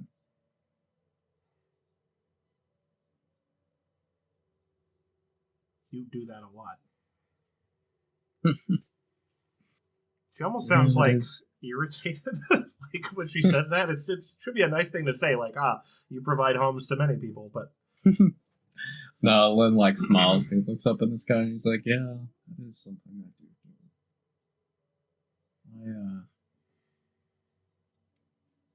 I've always felt that there are a lot of people in this world who need a home and never get one. So, decided to make a home for all of them."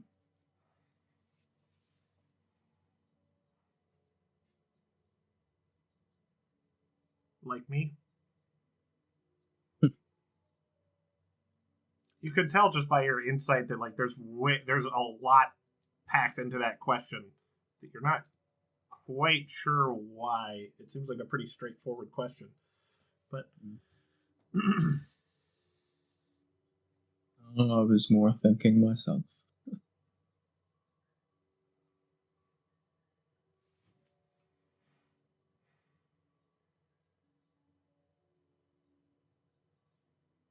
If anything, I feel that all of you from Rusin Solar had more of an identity than I did back then.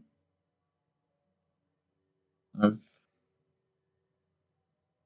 always been one to shift for others' needs.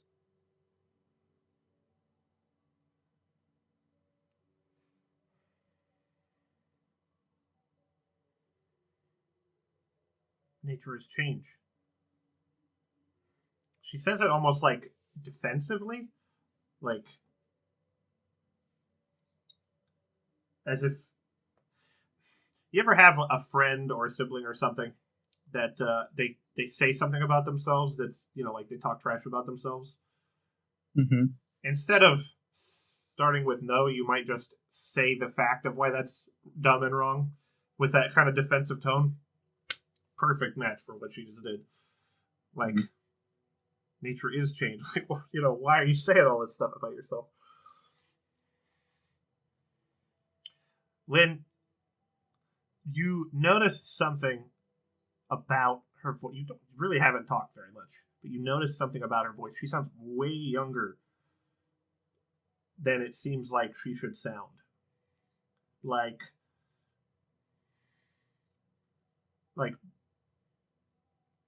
5 years has passed, like, since this whole everything. And you start to do some mental math in your head, and you're like, how old was this person when I met them? And something starts to kind of click in your head of, like, the whole weird way that she's coming at you and everything. You ever have a crush on your teacher? Yeah. Okay, it's like a totally, like, parasocial relationship, like your big no-no and everything. It kind of, like, clicks in your head at that second, like, so that's what's going on. Like, the whole questions and jealousy and everything. You're like, and I'm sure, well, I mean, I can't speak for Lynn, but I put in that situation would probably feel a sort of a dawning horror about it, like, oh no.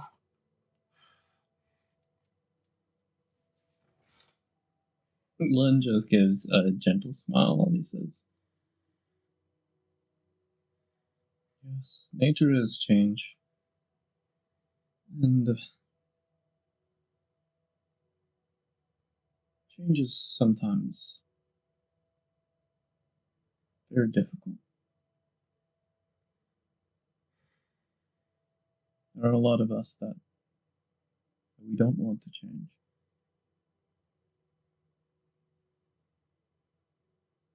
Change brings challenge.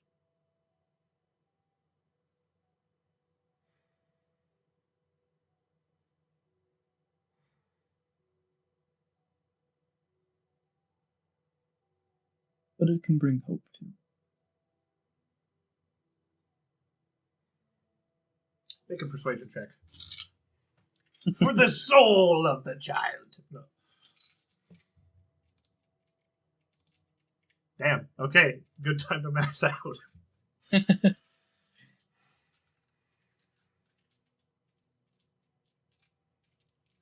She kind of, like, stares at you for a long time. And then there's a slight, like, slump of the shoulders. And you can kind of tell, like, this is her sort of admitting defeat.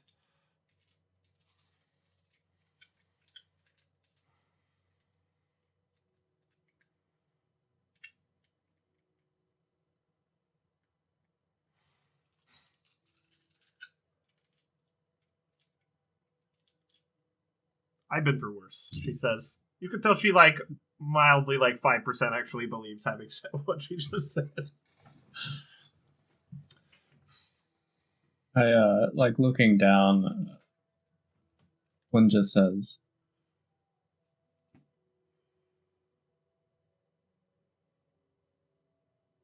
may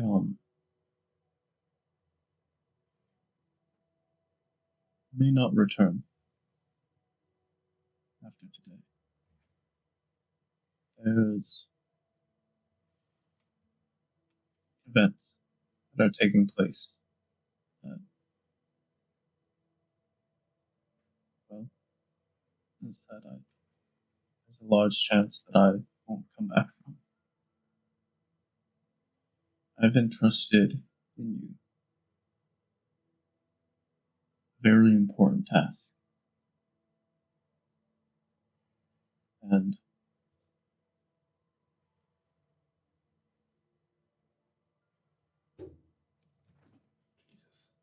I'm glad that I did.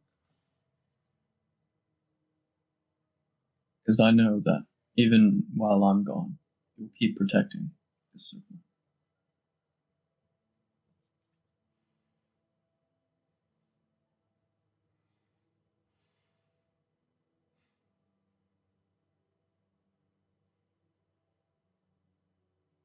Sorry, I just thought of.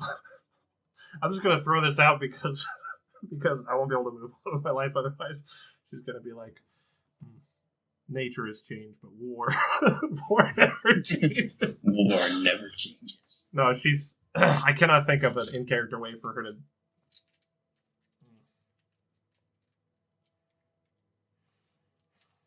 Then we'll just say to her, thank you.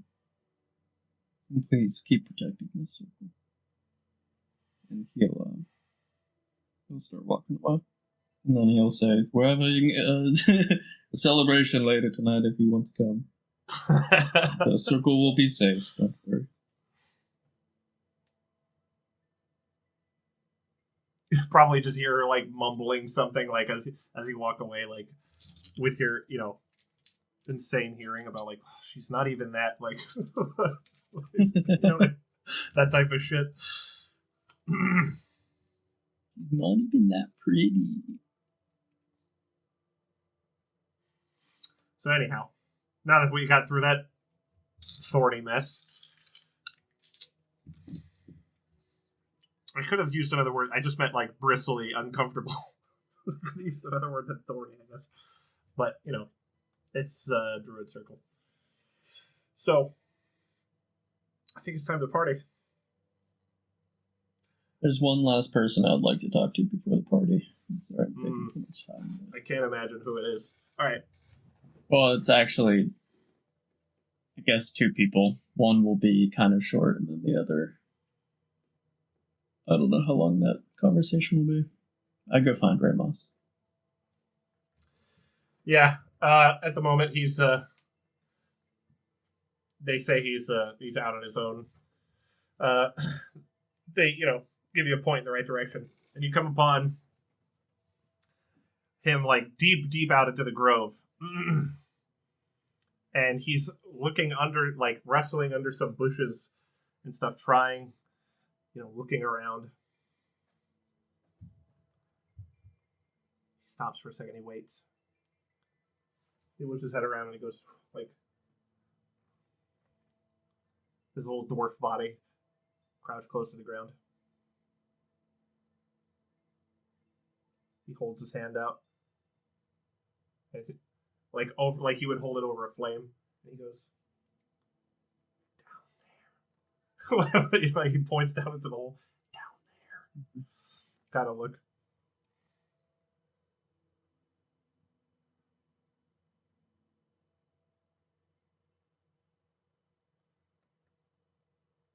He sinks down to a knee,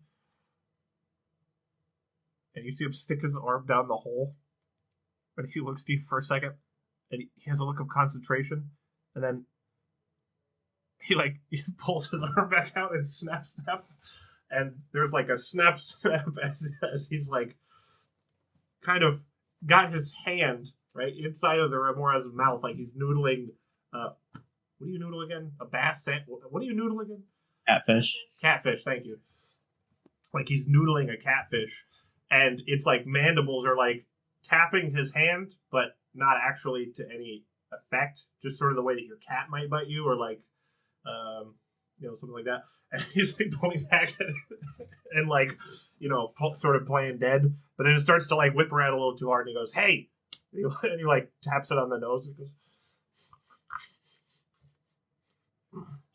And you just see it scales like kind of like shifting, and as it looks to you, they all go sort of, and some steam comes out.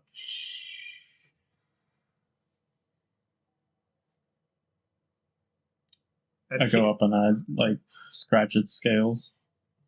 and they all kind of go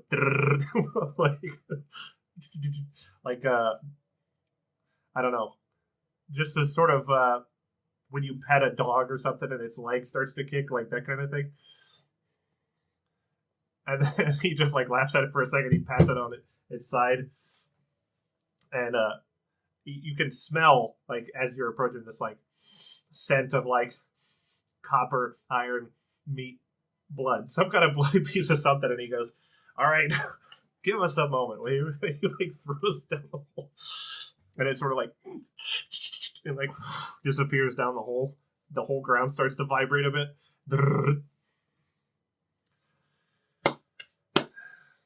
Just kind of wipes some of the blood on his pant leg that's been like rolled up. Look to him and I say, having a celebration tonight. I just wanted to tell you.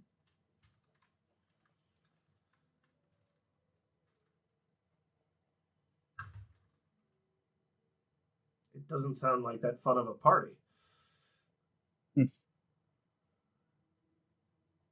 Well, it's going to be,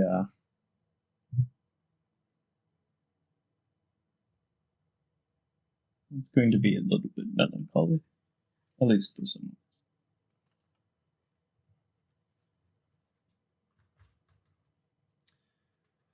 Well, tell me precisely what time it starts.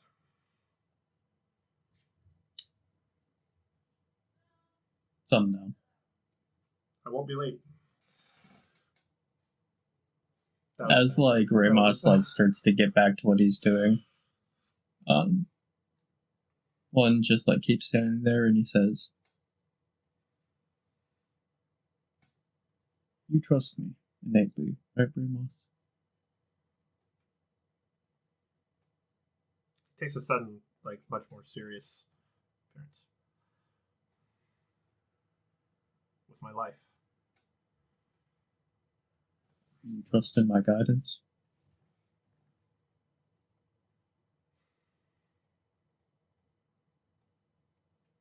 If you point me down a road, I will follow it. To whatever end.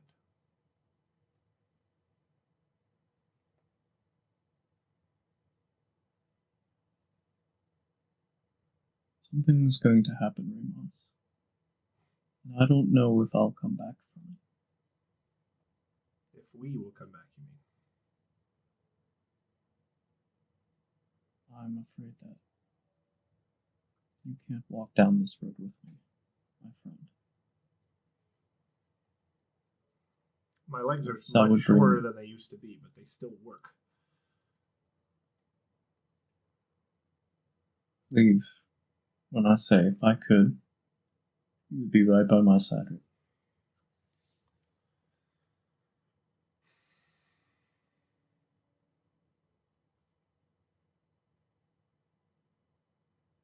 So was that what you're asking? Do I trust you?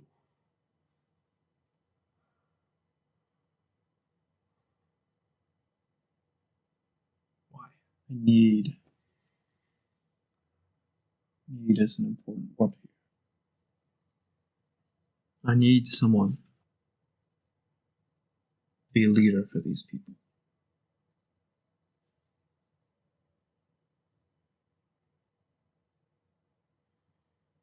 I only know of one person in this circle who has seen the things that I have, who has faced the hardships that molded me into who I am.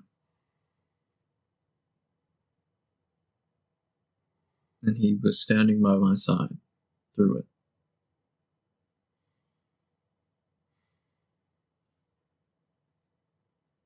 I need you to lead these people if I'm gone, Ramos.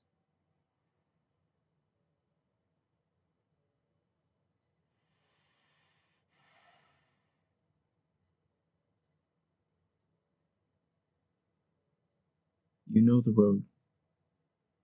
You've walked down it with me, as you just said. And you'll continue to walk down it. And if you trust in my wisdom and my guidance, and trust in these words that I'm saying,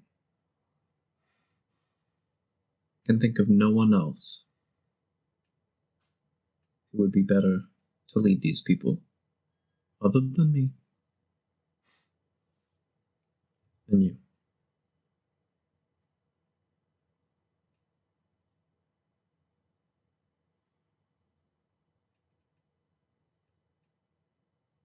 If you ask, I can't refuse.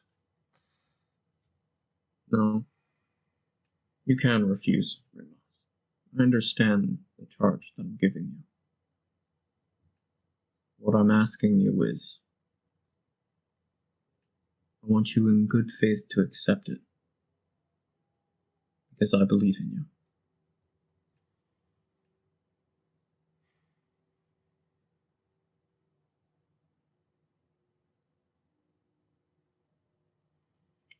If you will be gone,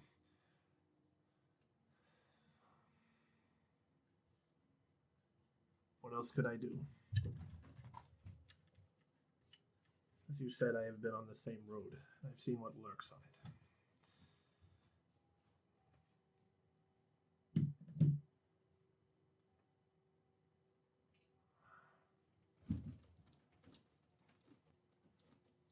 It may come to pass that this circle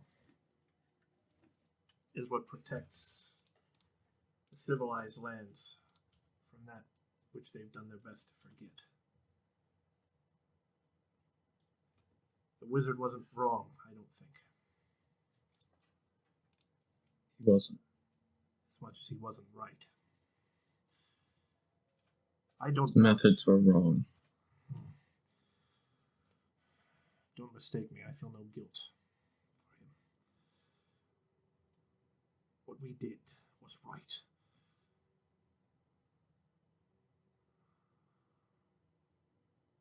Perhaps then he was not incorrect.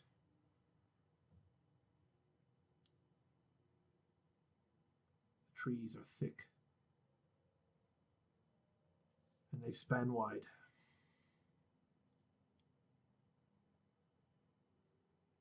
If it is what you want, I will throw an aegis. As this forest, I will throw an aegis over Van Kuyten.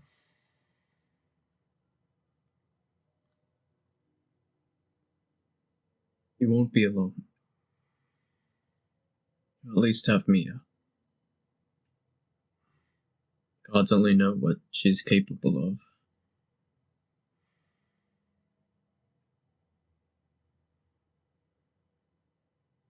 If she has any loyalty to you as I do,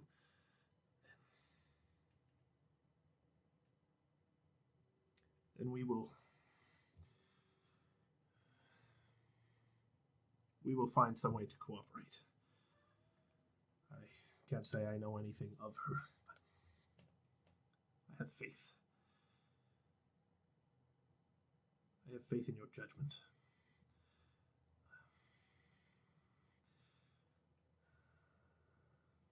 That's what I'm about to go find out. Gonna go see whether or not she hates me now. It is a deluded person indeed that brings himself to hate you, Linhier. Oh, I wish that was true, my friend, but sometimes even I make mistakes. If one wants to hate me for the mistakes that I make, then so be it. I can't say that at the moment I find myself with no inklings myself.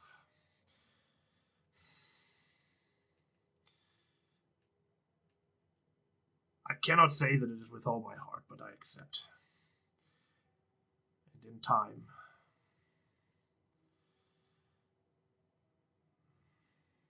as the tree grows around that which blocks the sun from it,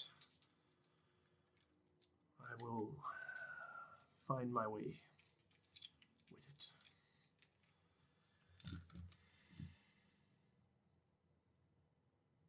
Great, brings me great peace.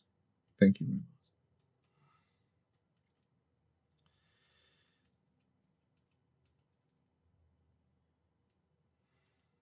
And I'll leave him to think it over.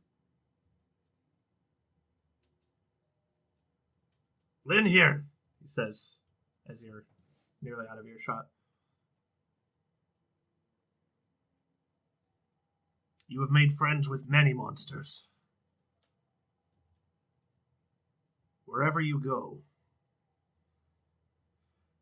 know that I doubt very seriously that I will have to perform the duties you ask of me.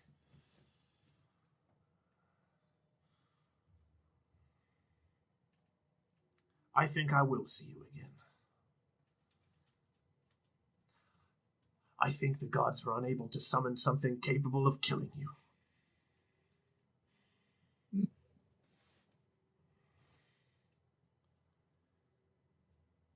With that, he dives down the hole, chasing after the Remoraz. Fucking love Rainbows.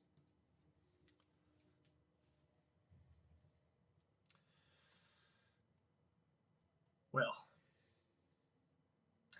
I was able to describe a lot of downer stuff. Hopefully I can describe a pretty good party. I would imagine that the combined efforts of this druid circle could sum it up quite a feast, although I will say it's a good thing Kudo's not here. I think the excess of vegetarian and vegan options would be somewhat at odds with him, and I think I'm sure there's some really good tofu, like soy burgers and stuff. Come on, not all druids are vegans. Yeah, actually the Rus and Zole are almost certainly not. But, if you are living in a kingdom and the king is known to absolutely loathe pomegranates, I don't know why, you don't serve them at the feast as a general rule. So, pomegranate! Sorry, I don't know. I don't know why that popped into my head. So, in any case. Is there music at a? There must be some kind of music. I'm sure there's some really there's weird gotta music. be musicians. It's just nothing. It's just a sexy trombone jazz solo the entire time. No, it's just him on the sock puppet. I think, honestly, you can't do much better. His performance skill is, somewhere in the plus 15s area. So, your average musician playing their fucking heart out is like him waking up from a drunken stupor, still, somewhere between quite hangover and quite drunk. And what he just sort of, oozes out. He's been doing this a while. Well, in any case, I, for reasons of time, as much as I would like to extend this out greatly, I'm going to try to describe some of this in more, with some brevity. Please stop me if there's something that needs done from any of you. But a great amount of food, of all varieties that you could, realistically come up with, probably with a little bit of speed from nature magic to kind of get some things there that may be out of season or something. But not many parties probably go on here, so the proceedings probably start off a bit awkwardly.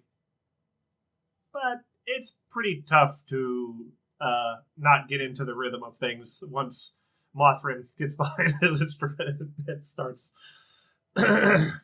So, you can see that before very long, the sort of, I'm not sure what would be served, good berry wine or something. Although that's pretty hard to get a hold of. But, typical elf wines will. Agassiz is loving it, and he seems to have partaken particularly heavily and he cuts loose in a big way. Apparently, a very talented, if okay, well, saves me having to describe it. Actually, it was going to be not coil around you like a scarf. I was going to put you in Kipu's place, and you're Cody. Its face is just smushed down with its antenna bent back. It's your whole like that. But I think probably there would come a point where Mothman's given everybody sort of a chance to breathe. You don't just play party hits the whole time. You know, you got to go do a couple of party hits and then a few slower songs to like let everybody catch their breath and everything. Where seizing the opportunity, seeing as he dragged himself along to this party anyway, Arthur probably would extend his hand in Ash's direction and say, "Would it be entirely too soon?" He says, "Let's see. When did you leave home again? Like sometime around like turning into an adult, like somewhere in there." Yeah, around then. He says, "I know that you were never a big fan of this stuff, but would you indulge me a little father-daughter dance?" I suppose. Why not? So I won't go more into detail than that. Just other than to say that probably toward the end of the dance he would like take a deep breath as if it was something of great exertion, and say, you know, like, "Well, I can't hold it against you. You've had more important things to do than practice your dancing, so." Yeah, I'm probably pretty good at dancing. Pageant people know how to do that shit. And as he catches that reaction, he just sort of gives you a little smile. And he just seems very, like, hopeful and contented. You know. So anyhow, let's see. In the heat of the party, there is a kind of there is like a minor earthquake. That sure, if you insist, you can roll performance to see if you step on your dad's feet. I'm just kidding. Oh, proposition! There you go. Yeah, he thought he was leading. That was the problem. He doesn't get enough practice following. Typical nobleman stuff. Sometime as like the party's like, you know, picking up a couple of more dance bangers or whatever, you know, with lots of like whatever's the medieval version of like drum and bass or 808s or something. There's like a minor earthquake that starts to happen, and people kind of like, whoa. And you can see a glass, well, probably not a glass, it would probably be sort of made of clay or maybe even grown out of wood or something, but like rattling toward the edge of like an out-hanging branch where it's been, and then as it falls off, someone, I guess it catches it, and like looks around to see that everybody's very impressed, only to realize, oh wait, earthquakes aren't normal. And the ground around him particularly seems to start to shake, like, kind of violently. And with a slightly, you know, slow kind of reaction, he starts to get a worried look on his face as the ground underneath him sort of erupts. And you can see Ramos rushing over in that direction. He hasn't been having, like, the best time. Yeah, he's been trying not to be a bump on a log. But as he goes rushing over there and yelling at the Ramorasu, "Put him down! You put him down! You've been fed! No!" And the thing just kind of, like, looks at him a little bit like, what the fuck? What's the big deal? What are you yelling at me for? I'm just expressing my natural hunting instincts. But it does sort of, like, put him down the wrong way up. Just sort of, like, puts him down on his face and, like, some slobber comes away. That's, like, slightly acidic. You can see Egison, like, hurrying up to take his boots off quite drunkenly to, and throws one of them away from him as it's, like, covered in this, like, slightly acidic substance. It's slowly eating away at his boots. And, seeming to, like, have a slight change in its demeanor, the Remoraz kind of, like, as Ramos continues to approach it, You're really good with animals. Probably only Lynn could tell this, but it kind of shifts into like a, oh, like, so wait, I thought this was fetch, but you're going to chase me, right? You're going to chase me. And it's like,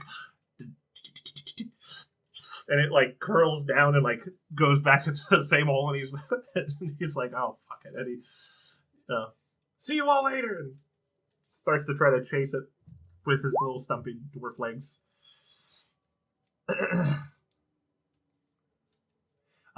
Pimento, as you've now like thought, well, where is the little mouse? You can see him as Ash and Arthur are dancing. Pimento has gone into his back pocket, crawled up his leg, and lifted one of his coins, and is busily trying to navigate his way through the party of dancing people.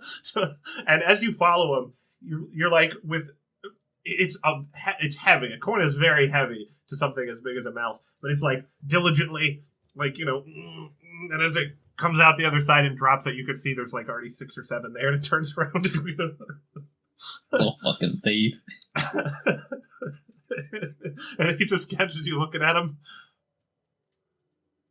Disappear into the crowd. Did I do good? Did I do good, Lynn? Well, a rat stealing gold from a nobleman's pockets and a Remoraz nearly brutally murdering a guy as a bit, you know, as a joke. Party's not going to get much more interesting than that, I think. So after that, I'm sure it starts to die down a little bit. Probably not very used to drinking much. It's not really druid culture, I'm guessing.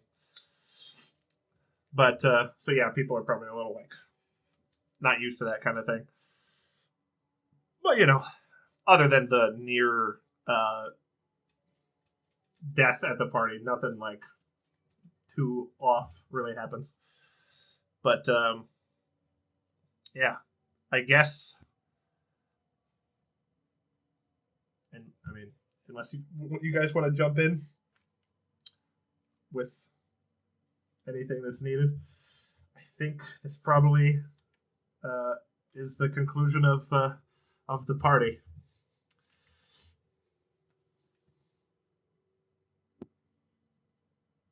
You guys know what awaits ahead. Are you sure you don't want to just like kill time and never actually get to do it? After the party has kind of concluded, Lynn will send whoever wants to back to Riverjoin.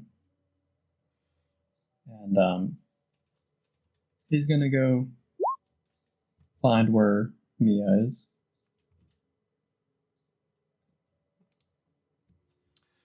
Well, this would probably be like into the wee hours of the morning. But as you head for Home Tree, you know, passing by the mostly charred corpse of that sickly tree, the one that was close to home, you see the little thorned peace lily growing out of it. From when it caught fire right in front of your eyes, and then just spontaneously started blooming, a thorned peace lily. You can see that Mija is, she's much where she was, but you can see that stuff has sort of grown over her. You know, some like tall grass and stuff. Almost like a blanket or something. And her head is kind of laid down in probably some, I don't know, some kind of white flower, probably. Like a daffodil or something. I don't know my flowers. But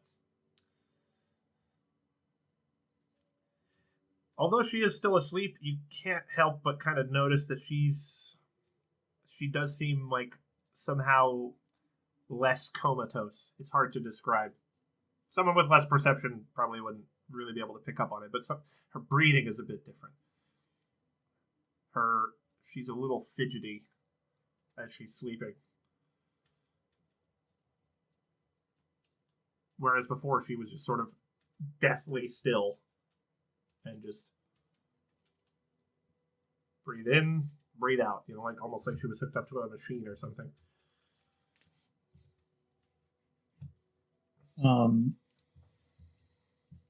Since I'm going to be sleeping after this anyway,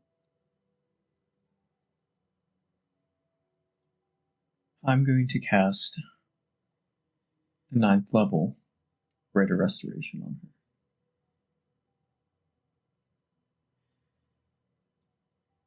See if I can finish the healing that she needed.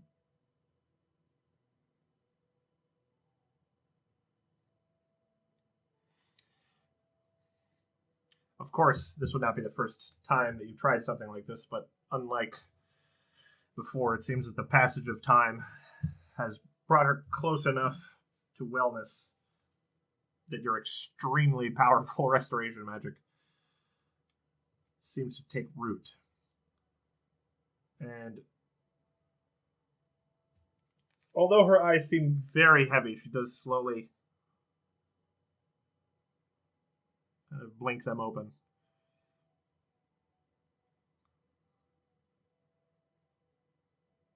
And she looks around at her surroundings as if they're very, unfamiliar to her.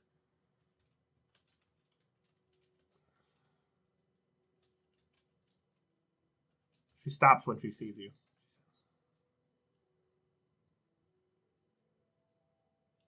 Lynn just kind of has this, almost remorseful, worried look on his face, not knowing what kind of reaction is gonna come from her.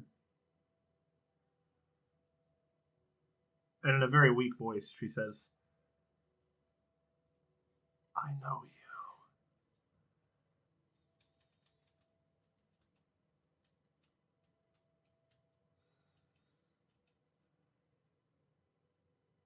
And she takes in a deep breath. And it's sort of half with her eyes closed, half of them open, like she's just sort of barely got the strength to sort of say anything. And she goes,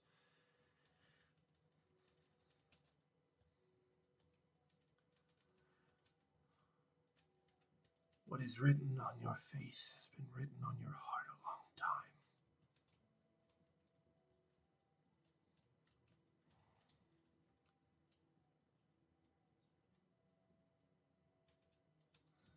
Her eyes kind of blink open. And she looks kind of confused, and she goes, but how do I know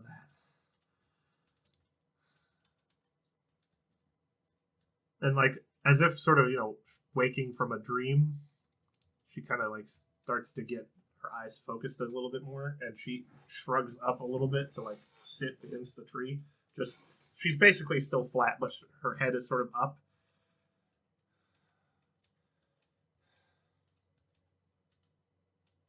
And you can see as she raises herself up that she appears to have a pretty killer migraine going on. She's having trouble looking at you as her, internal chemistry or whatever adjusts to her moving after all this time.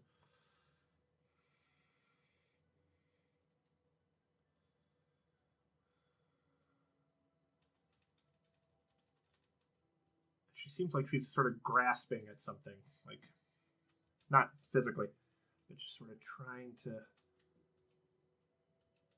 to remember a dream she just woke up from.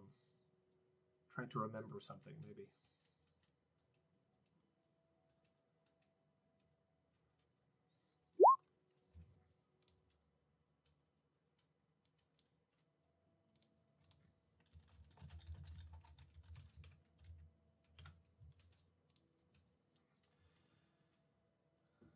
Isha, I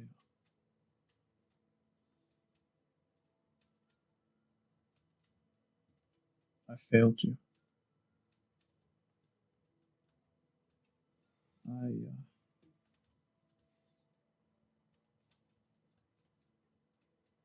thought what I was doing was wise.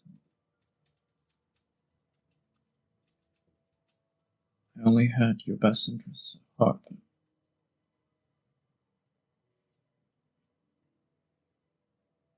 Still failed you.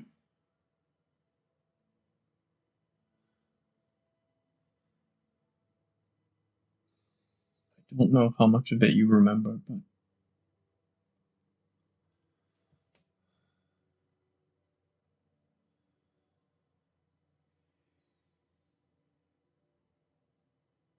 I grab her hand and I say, "Promise. What I did was out of love. It may have been foolish, but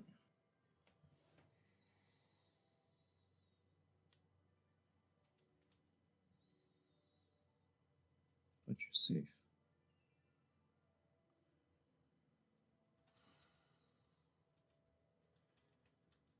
He spoke of you.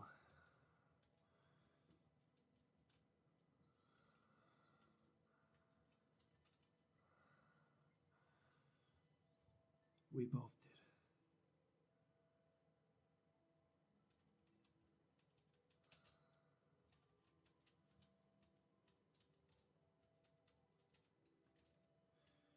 He thinks what he has now is freedom.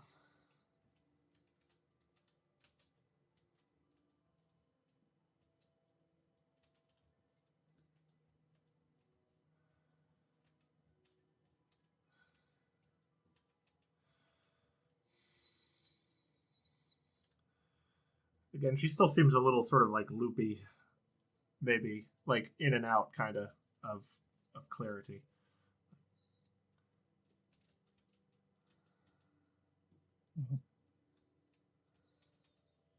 That sounds like Kudo. Yeah. I don't think he really ever understood the lesson. More power you hold, the tighter the shackles become of responsibility.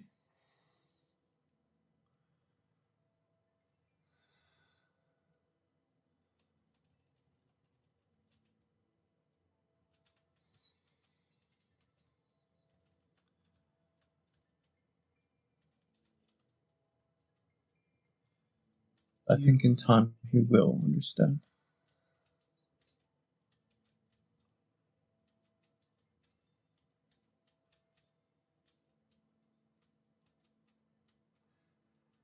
I am not the first you freed.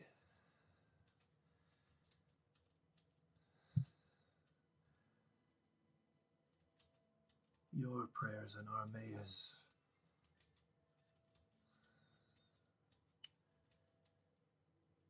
they run over each other like a river over a rock.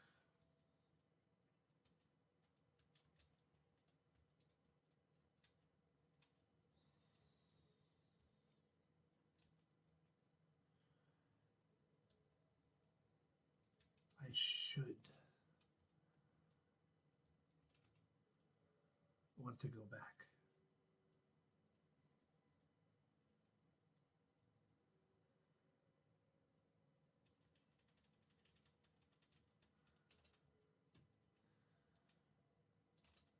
But it has been a long time since I sat, with the stars staring down at me, scarcely knowing I was here.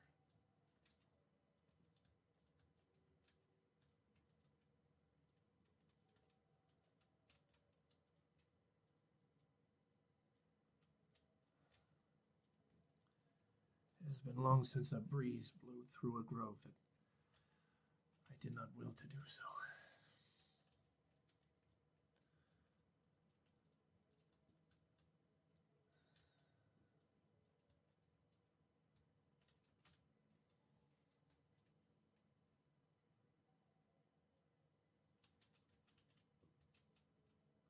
Your friend has lessons to learn, but he is not yet tired.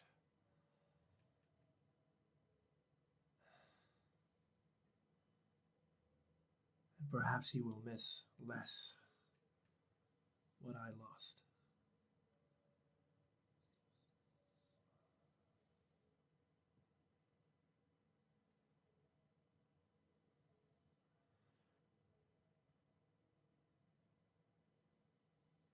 Well, I'll be the first to tell you. You are free to do whatever you want now, Mia. You live your life however you see fit.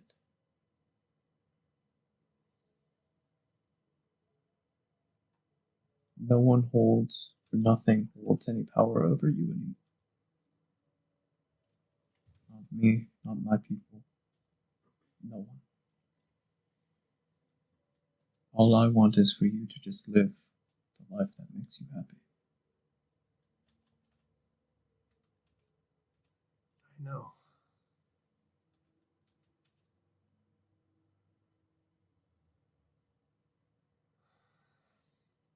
Or do you think I wasn't listening?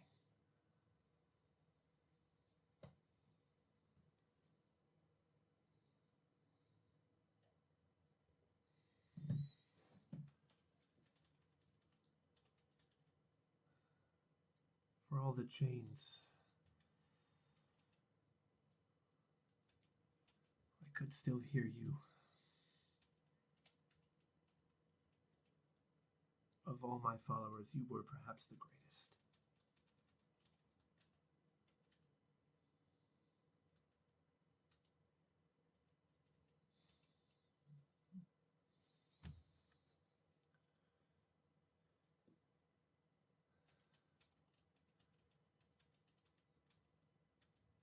It has been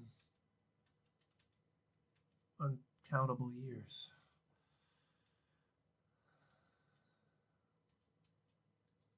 I don't know yet. What will I do? Or where will I go?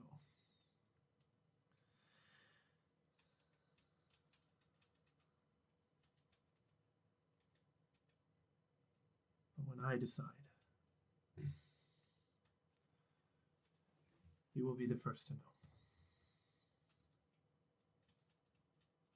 Well, I may not be around anymore. There's something that's happening, Misha. And it might take the rest of the time that I have.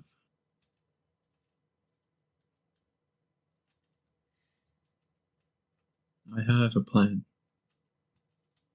Well, more of a request. To work around my responsibilities, and I may be able to come back, but I may not be able to. And if that happens, I just want you to know.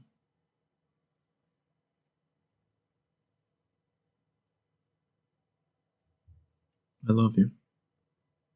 I love everything that you've ever stood for, and all the change that you have brought in my life, and everyone that I love, their lives.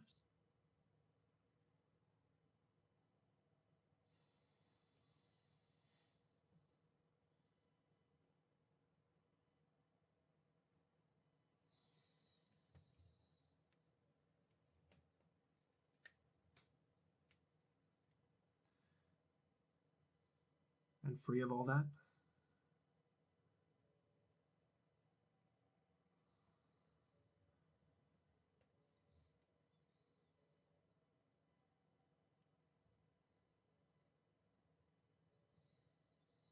Free to do whatever you want to do.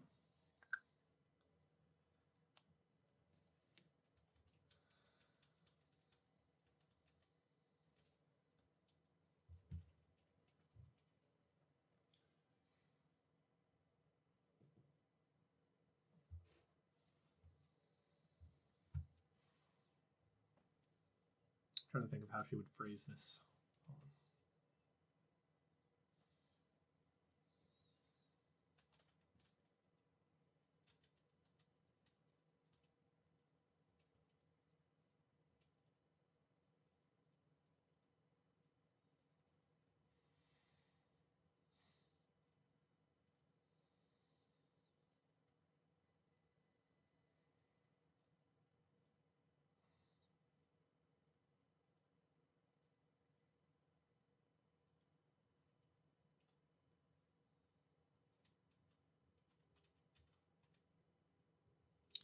She says,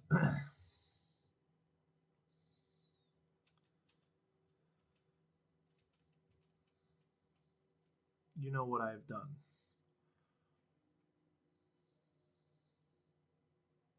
You know me by my deeds and by my works.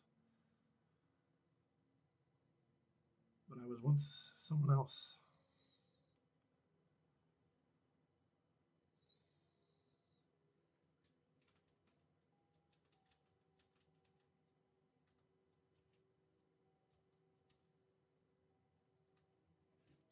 She gives you, with great weakness, a slightly, weary smile and says, I hope that you shall come back to meet her.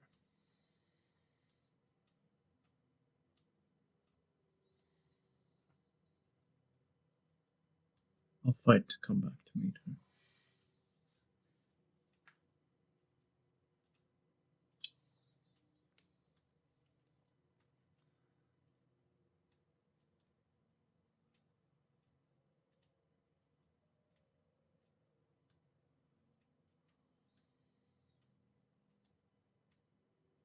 Right. I'll go rest. Get us prepared to get back to Sacred Six. As you as you pass one of the bushes that is that sort of leads away from Home Tree, you've walked by this bush 1,000 times, but you feel it snag on your pant leg for a second, like a thorn or something, a stray thorn. And despite the fact that it's not a flower bush or anything, it's more like a shrub, if anything. But you can see you've got hooked, there's a thorn there, and when you pull it free, you can see that there is a single rose growing from the bush.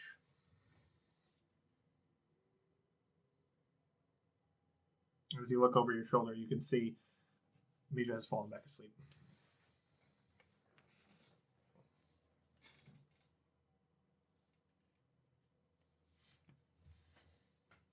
So, now with all that pleasant unpleasantness out of the way, time for the real shit. I hope sometime you guys will forgive me for what is about to happen to you. Some of you are still working on forgiving me for what just did happen to you. Yeah. Little bristly in parts, I know. So,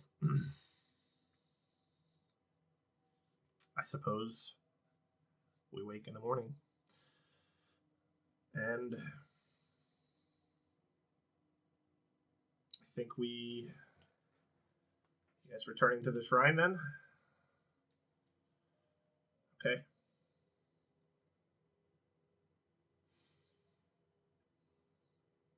When you guys return, after much ado, Lynn and Spit and Ash would have been sort of broken off from the rest of the group for a moment.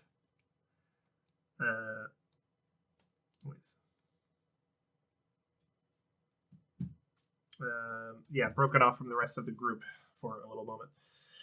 And would probably come back a few minutes later. Actually, probably several minutes later, 10, 15 minutes later or something. Now, second timeline synchronization has just occurred. You guys just finished talking to Visk. So, I wonder what the three of you look like as you come out of there with this information. You see, Lynn's face is alight with, almost like a passionate hope. That's a great way of describing it. Yeah, he looks to Dalen.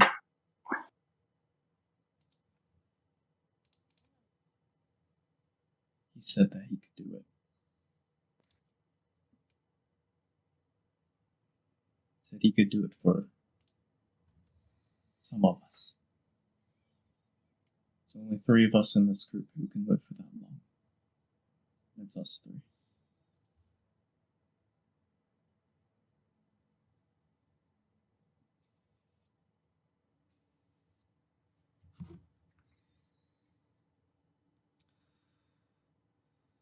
Dalen nods.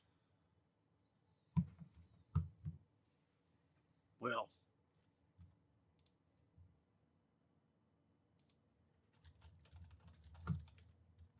God's speed. It's very awkward to say, like, plural of Godspeed. With the speed of all the gods. Dalen, I want you to know that we may be changed the next time you see us, but and he looks to the others, Drog and Mothrin. You guys will be remembered. We'll make sure of that. I genuinely wish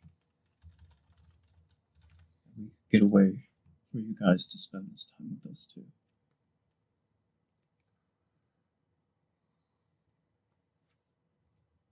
Kind of funny. I've been the old man of this group because, in human terms, I might as well be 70. But the next time we see each other, I will be the young buck. Yeah, you will. Yeah, you will.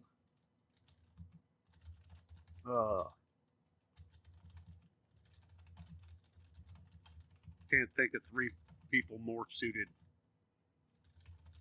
to protect the world until the end of time. Well, I can't think of 3 people who are more noble to stand by our side when it comes. Wow. 4. 4. And as you look, you can see one of the only people in the world who is capable of hiding from Lynn here in Eureka. Oh, shit. You see, he has in his hand a fistful of glittering gems. I say glittering. Light doesn't fall on them, nor does it seem to shine from within.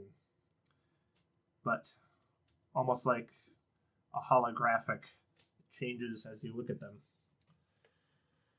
They're crystal clear, and yet one cannot see through them.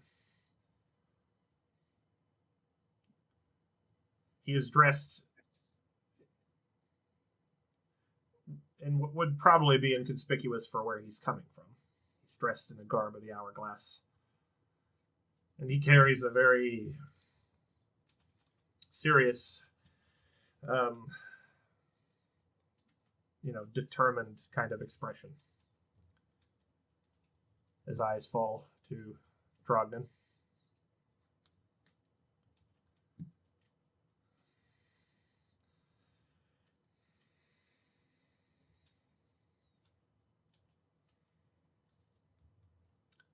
I'll be going with you.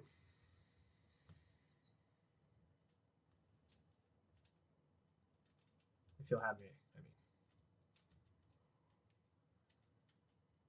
I mean, you're going to need me.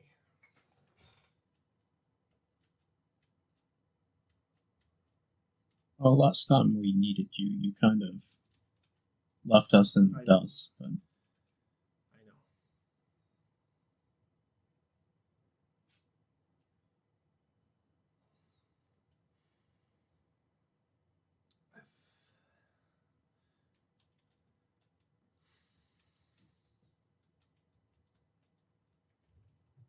I don't think I need to explain myself.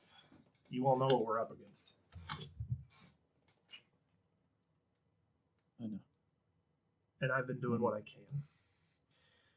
I'm just giving you a hard time, Phoenix. It's been a long time. You're fucking with me? Yeah.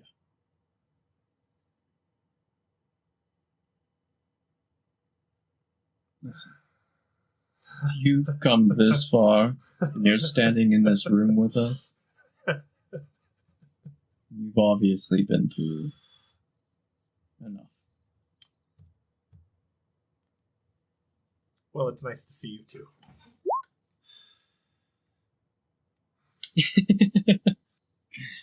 Sierra, you don't know, but he deserves it. He does.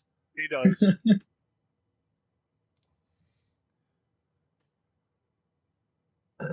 Hey. Good thing Kudo's not there to whoop your ass.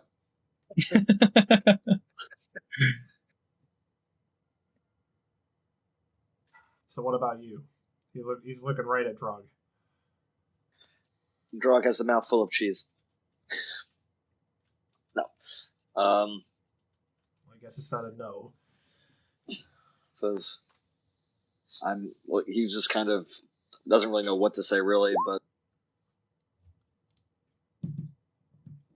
I think something along the lines of, I'm just happy you're here.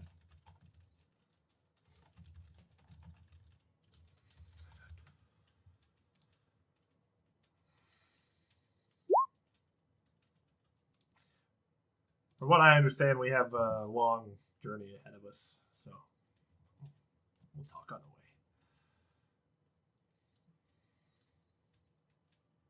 Cullinan says hi, by the way.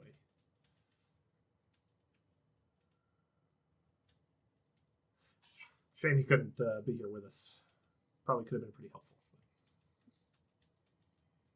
Things happen. Anyway.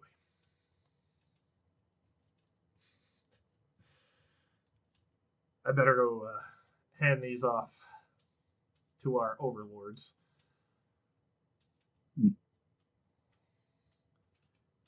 And Squid Boy said that he needed the three of you when you were ready.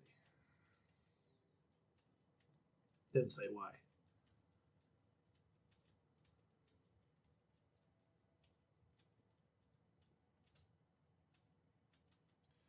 Some of us intend to wait it out in a different way.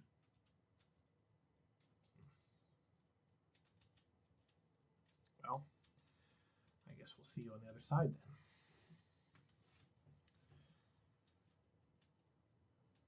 I have to imagine that Felix looks at this point just like a younger version of Drognin. Mm-hmm. Yeah, And although so Felix just like,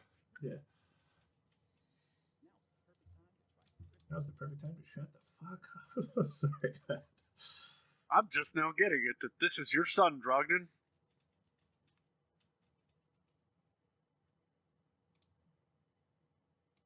Weren't you That's my boy. around? Weren't you around whenever he had betrayed the others in the Black Glass Desert? I don't know. Yeah. Did I he don't know betray you? Galen ever saw Felix. Well, didn't he take something and then bolt because we were going after what's his face?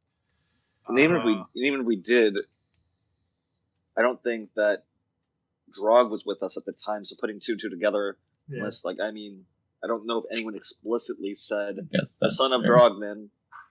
Yeah, there's a lot of crazy stuff that was going on all at the same time, so I'm not sure that Dalen would have. Corporate wants us to find the difference between these two pictures. Dalen's like, wait, they're the same picture. I also said that too. I'm pretty sure when Felix was in that room, Dalen was inside a giant purple worm with Zevnadan. Damn, that's a good memory. Classic. I also realized I wasn't even there because I wasn't playing Lynn at that time. I was alignment. So, Felix kind of like, and as for you three, meaning Dalen, Sierra, Drognin, Dalen, Mothrin, Drognin. Sorry, I got my wires crossed. Wrong, Dragonborn. DMD. Yeah, he says, I guess we're having some kind of a meeting. I'll see you guys in there. I'm sure you gotta. I mean, it's not like you're not gonna see each other again. And then he just kind of oozes out of the room like a shadow passing under a doorway. And you can see that as the door closes behind him, inside the room is Soren and one of the Hexanimi.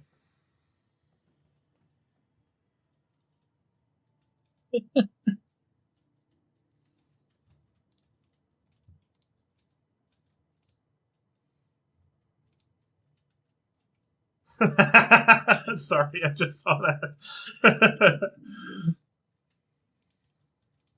I may not be good for much, but I bring the memes, damn it.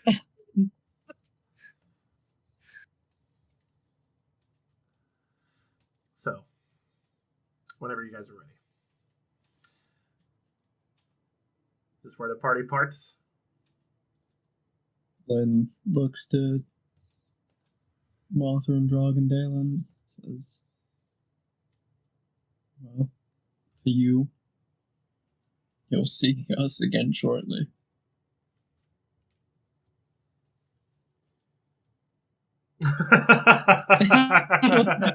Glenn goes in for the hug.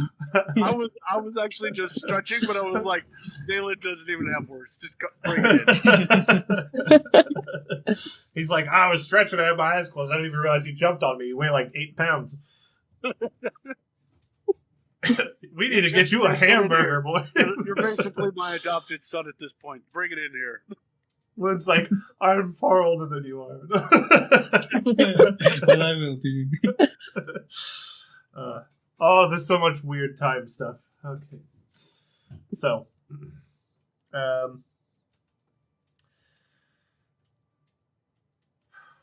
why am I interrupting? There's no reason for me to interrupt. That's really it. This is just... Ash, spit any parting words? I'll probably hug Mothra goodbye. Give my goodbyes to everybody else. Your music will be missed. I have the, like, what is it? Vitamin C or whatever graduation song playing in my head. You guys know that song? It's like Is that... something about as we go on, we remember all the times we had together. And you know what? I'll just Discord. I have our alma mater stuck in my head now. I have Closing Time by Semisonic. That's a great one. So, Spit wouldn't get that. Never mind. You can still say it. It's okay. Spit's dumb. He doesn't get a lot of stuff.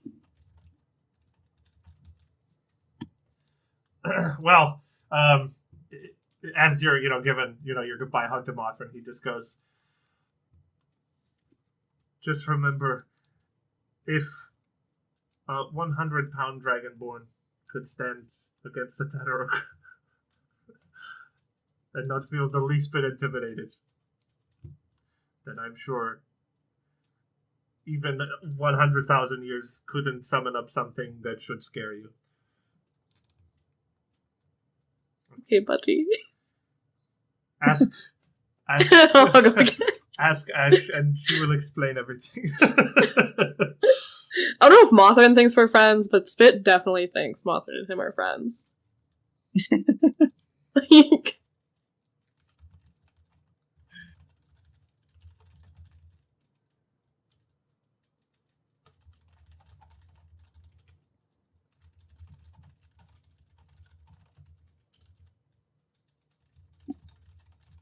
Life's gonna be so strange without you guys.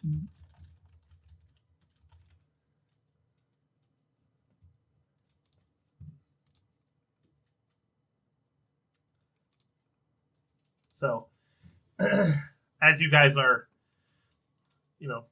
saying, your goodbyes and everything, all right, it's time to go. And there is this, little wind that kicks up in this small, glass room that you guys are in. And it's kind of much like the winds outside that are sort of it kicks up into a little cyclone. But as it, stirs up some of the dust from your clothes and stuff, it begins to sort of take a shape. It is somewhat of an ominous one. It begins to form into what looks like a sort of if a wolf could astrally project. And much like the eyes of a winter wolf that hold that deep intelligence, so too here. does this ghostly image that appears hold the same unnerving intelligence behind the eyes. And the bottoms of the feet of this wolf-like thing, as it adjusts its stance, you can see the bottoms of the pads are a sheer black.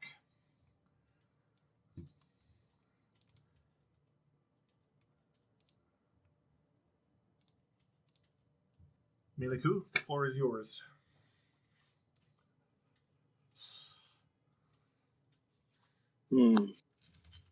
Seems like everyone's saying their goodbyes without me.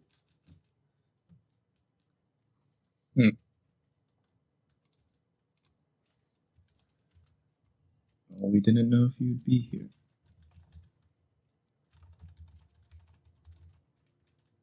Well, I'm here. And everywhere for the most part. I can see way further than I could before.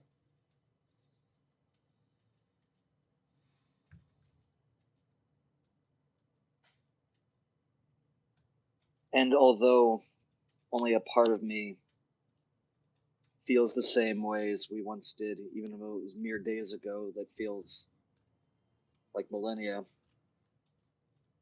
I still remember the bonds and why we're here and what you're all doing.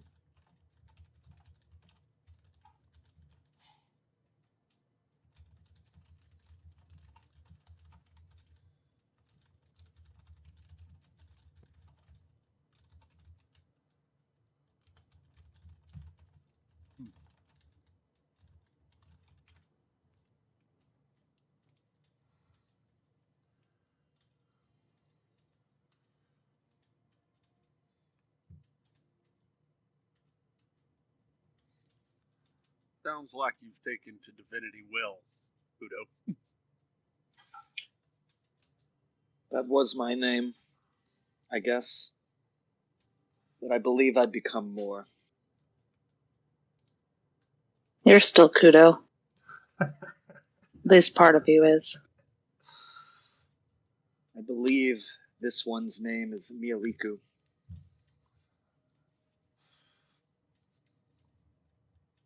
I changed my name too, but I'm still me. Yes, Ash. Indeed you are. And I will enjoy watching the events that unfold over the next decades and centuries and millennia.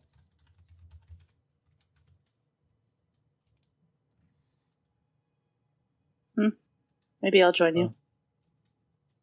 You'll unfortunately be hearing from me for a very, very long time. And if a wolf's face could smirk, it would. And say, yes, I've already heard a decent amount. And I also know that you'll be strong enough to deal with what is to come.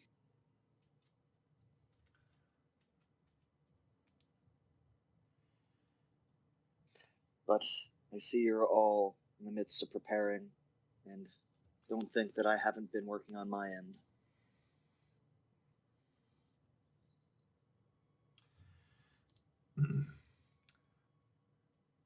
I don't suppose there's anything that Kudo had in his possession that he would like to part with at the moment. I know that when shapechangers change forms, a lot of their equipment goes with them. So, Kudo, I mean, obviously, it's kind of projection, but I'll see whatever I can kind of give. I turn to Lynn and say, these things never really fit me, but maybe they'll fit you better, and I actually give you the Black Fist. Interesting.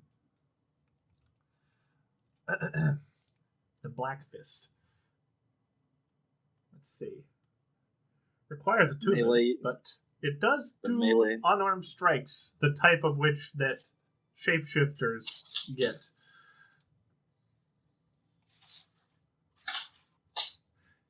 Did we actually sleep on one of the more broken combos? Possible. Maybe.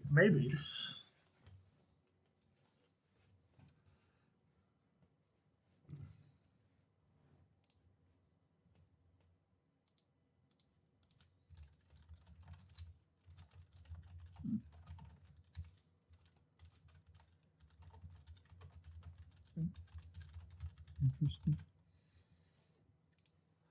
Yeah, the wolf sort of like opens its mouth and disgorges a fucking fist out of it, like as it, like a long like thing of drool kind of coming out.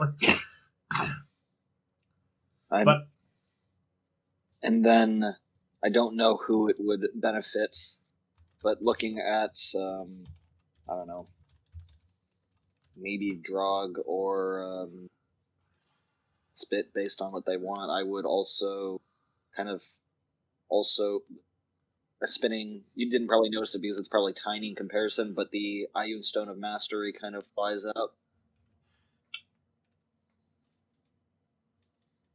like one of the Infinity Stones dislodged from the gauntlet of Thanos, and just kind of like as the Blackfoot hits the floor, palm opens up and out rolls the stone. How horrific! I feel like very uncomfortable with the energy we've created in the studio today. Like a Studio Ghibli horror movie. Good.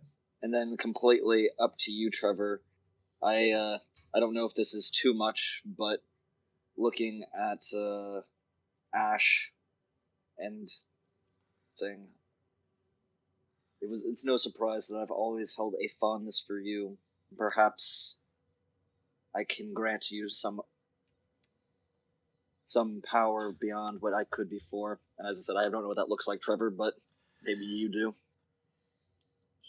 As it so happens, I have prepared for this contingency. But yes, I'm the DM now. But for that, she will have to return to the material, where she can be in nature long enough to accept this blessing. The mere transportation of a few trinkets is easy enough. Good thing their plan involves them going back. So. And I turn to Lynn and I say, I remember the love you felt for her, and I can feel it too. I also feel your disappointment. But I don't think that the new way will be as horrid as you might expect. Perhaps you in the years to come will accept this calling.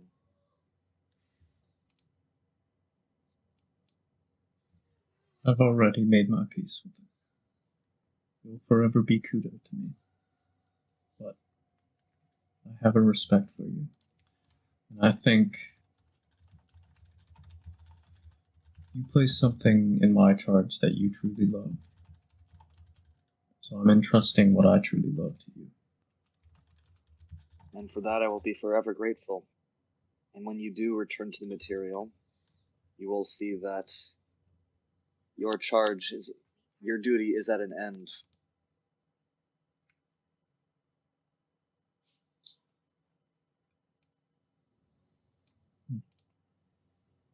Well, I don't know who will raise your son. Sorry, what did you say? Said I don't know who will raise your son. I will. Because I can. Can you? Yes.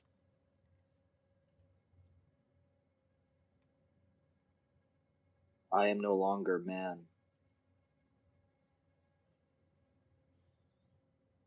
This music is sinister as fuck.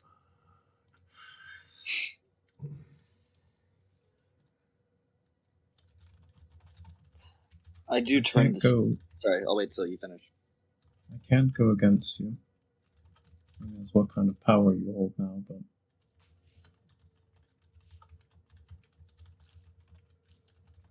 I'll just put the thought in your godly brain. That might be overwhelming for your son. No more overwhelming than reaching into divinity itself. But just like the abundance of time that we all will share, he too will learn.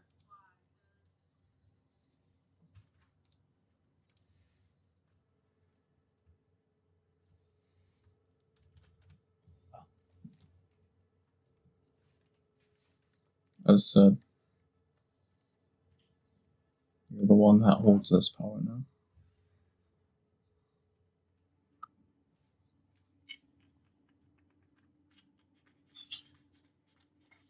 I will, as I said, I turn to Spit, and I say to him,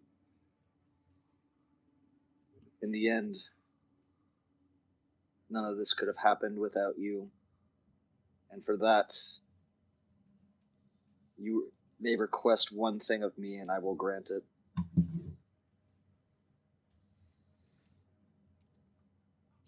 Have to be right now. What? Have to be right now.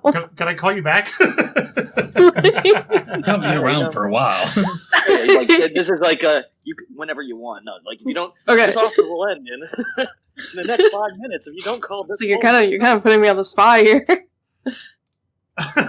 Then perish. He's like, oh, you don't know? Then for your lack of focus and ambition.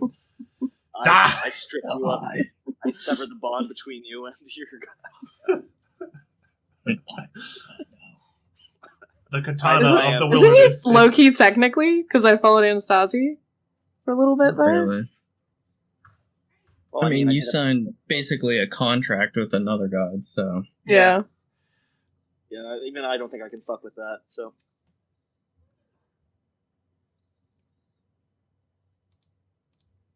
That seems very unkudo to not even try. That's pretty lame Yeah. of you. I'm kidding. No, It's more of like, what's the point? Thank you, Kudo. Or Miluki. Kudo. Call me what you wish.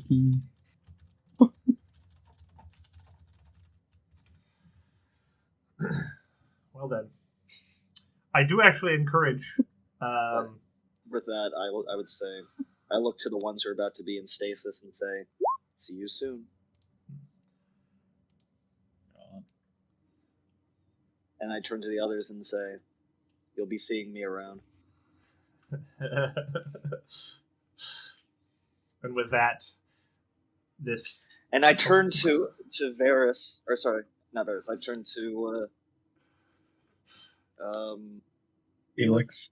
Felix, Damn. and I say, "There was a time where I would have just killed you on the spot, but at this point, I think I can forgive you." There was a time before you got old. You may have been able to catch me. And being that you're more sort of a psychic projection of a wolf, he seems comfortable in saying that, slips through the door. Yeah, I'm not even bothering. Is this goodbye then? So I nod, and you'll see me kind of dissipate, kind of from the tail up, until all you see are the eyes, and then they blink out. That's literally exactly what I was going to say. Although, as a god, who needs a dungeon master to describe your outro?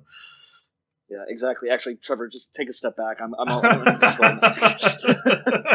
I think I'm perfectly capable of finishing the game out. Tag me in. Okay. So as the eyes blink out. And then Drog's like, "Man, he got arrogant." He got it. That was unnerving. Yeah. I like the part where he vomited onto the floor. That was cool. Never has a hairball been so valuable. So, this is where the party parts ways. Before the beginning of next session, I will send Ash this little blessing. Well, obviously, there will probably be a little bit to hash out. And as for Spit, it looks like you have some thinking to do. Think about who's going to get what item, if indeed anyone needs to attune to either of those objects. But I would like to end with the plan, because it's going to get reiterated next time, and it's mildly complicated. It might do to hear twice. All right. So, Austin, I need you to have your listening ears all the way on. because technically speaking, you're the only character that's actually here. You know, Drug is sort of here in a sense. Time heist. So, as the three of you, as Ash, Spit, and Lynn depart to go talk to Visk, and please, throughout the course of this demonstration, ignore any sounds of a surgery being performed on a conscious person, as they painfully yell out the answers to math questions. You'll never know what happened inside that room. But you guys have your own matters to attend to. Specifically, as you step into the room with Felix, you see 4 coffins have been laid out underneath this kind of gazebo structure made out of this weird glass stuff that the tower is made out of. And in each of the coffins is laid one of these clear gems. Like 3/4 of the way down each coffin.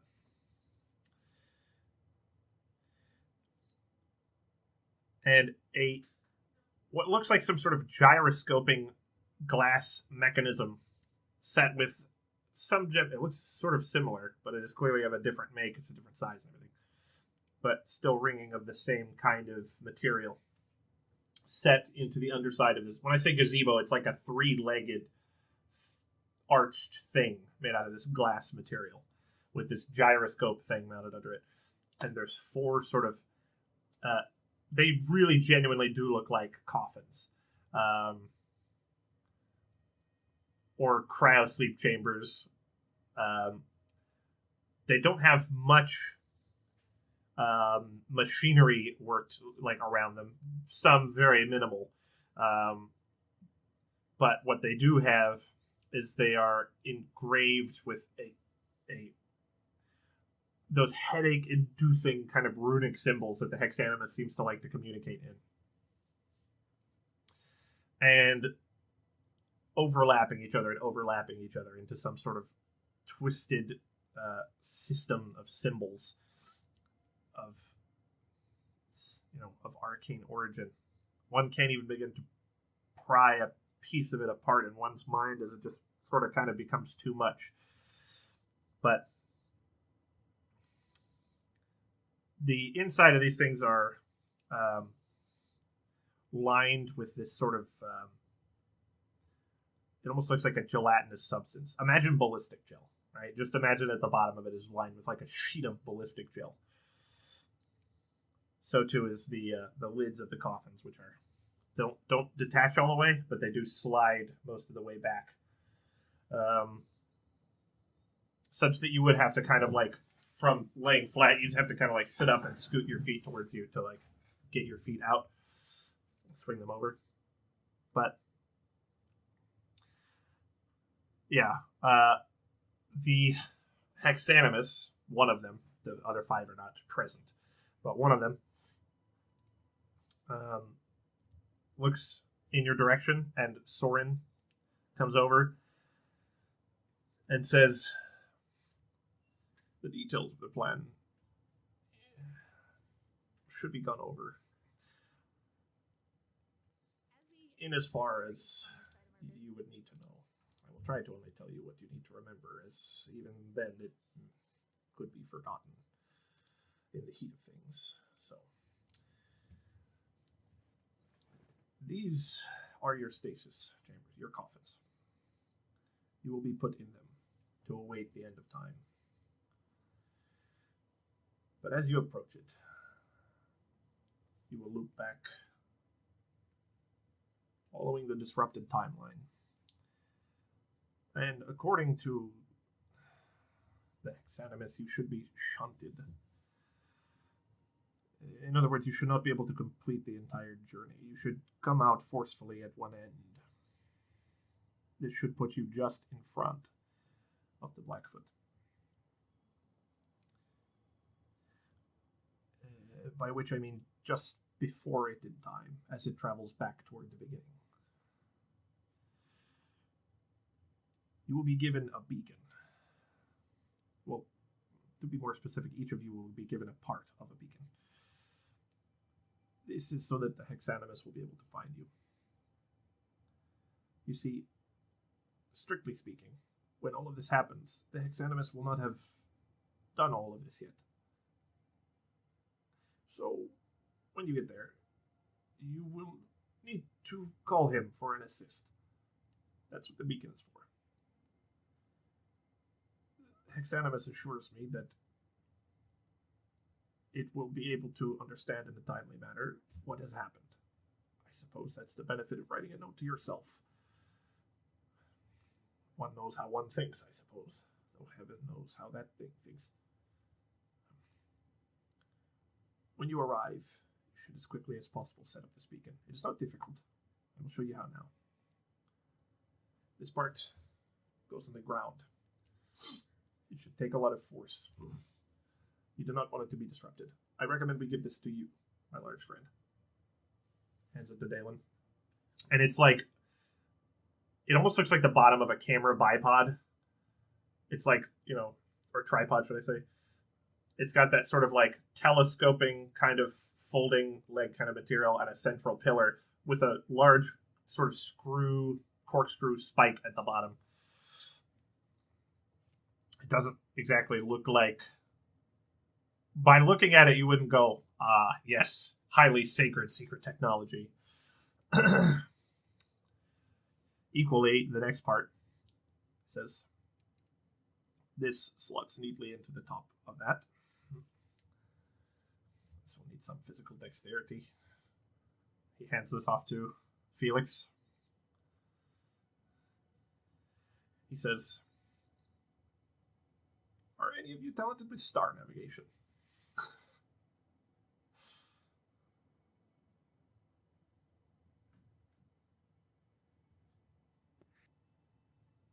I'd say the one is probably, I was going to say Mothrin, Mothrin. yeah. It probably has the best shot. And Mothrin just sort of, he says,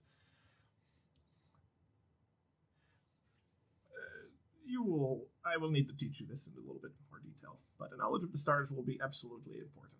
We'll do that just after this. But you take this for now. And the last part sends it home. This part is, well, there's no real way to fuck this up. Therefore, I suggest we give it to you. He hands it in the direction of Drogden. He says, when they are assembled, assuming it has been aimed properly, he looks at Mothrin, the beacon should call out. It will transmit information, which can only be picked up by a similar technology, the like of which Hexanimus and his kin own. Then they will come to help you set up the stasis chamber again for your next jump. You see, it's a little bit complicated, but you will be in a rapidly dissolving bubble of time, so to speak. I do not imagine, despite your long rest in these coffins, that it will feel like you have very much time at all. Probably only a few spare moments between setting up beacons and chasing the Blackfoot through time. But it is imperative that you do so. These gems, the reversion gems, are necessary for the functioning of this temporal bubble. Similar gems are currently being housed in the other half of your party. They are operating at the same frequency, so as your friends wait out the end of time, they should follow along the same fractal time line as you do. Don't ask me what that means. I'm well lost by now. The point is they should be able to find you there by waiting the long way. Here's hoping that works out for them. So, in simple terms, when you arrive, set up the beacon immediately. Then prepare yourself for a hell of a fight. I imagine you will have the advantage of surprise. Well, perhaps not surprise. But the Blackfoot will not yet be expecting you, so to speak. Or maybe you will. It's difficult to say. But I would get very good at setting up that beacon in a timely manner. Maybe take a good practice run at it the first time. After you set up the beacon, you'll need to join your companions and fight him off. When he retreats, you must return to the coffins immediately. The eponymous of that time will send you on your way to the next, through another rapidly dissolving time bubble. Repeat this process, basically, until you reach the true end. Don't worry. I think it will be quite obvious when you are there. After all, you've been there before, have you not?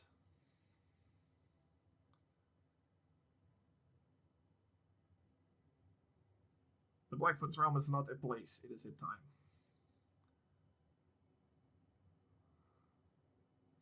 When you arrive, there will be nowhere left for it to retreat.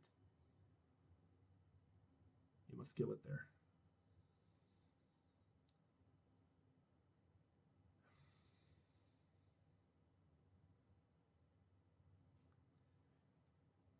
And you know the rest. Simple enough. So let me just run this back to you, Please. just to make sure that the least intelligent of us understands this plan. We take a nap, we wake up, we build the beacon, aim it in the correct spot, fight the Blackfoot, get in the pods, go back to the next place, do it all over again as many times as it takes to until we finally get to the low road. Yes, the long And way. then we just kill it there. If you are capable of doing so. I imagine it will be quite a tiring ordeal. But yes, it's a simple plan, not an easy one. Simple's good. It was made to be.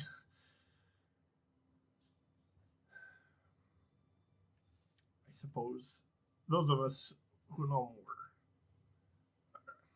have a much easier but less simple task to perform.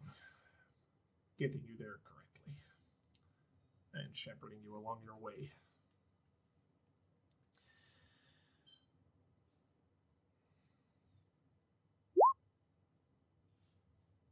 I suppose all I can do now is wish you luck.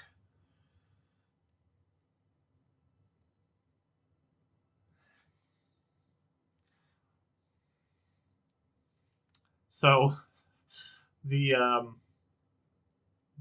hexanimus has been slowly like drawing this symbol in the air, and it probably doesn't intend it to be this funny, but it's slowly over the course of the conversation, understanding kind of starts to dawn on you of like the nature of this plan.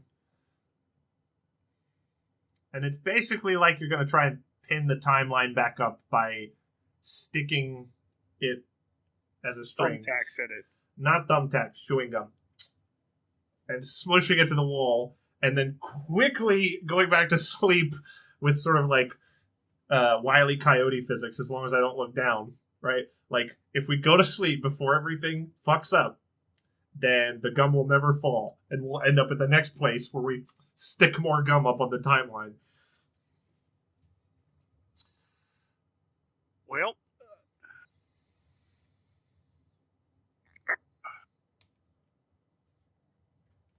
I guess this goes without saying, but since we're probably not going to see the others, just remind everybody that whenever everything jumps off, don't leave anything on the table.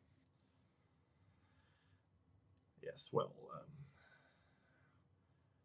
I would also caution you that it may seem like a long road.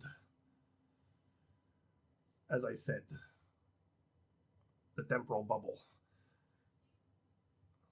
which seems to me to be some sort of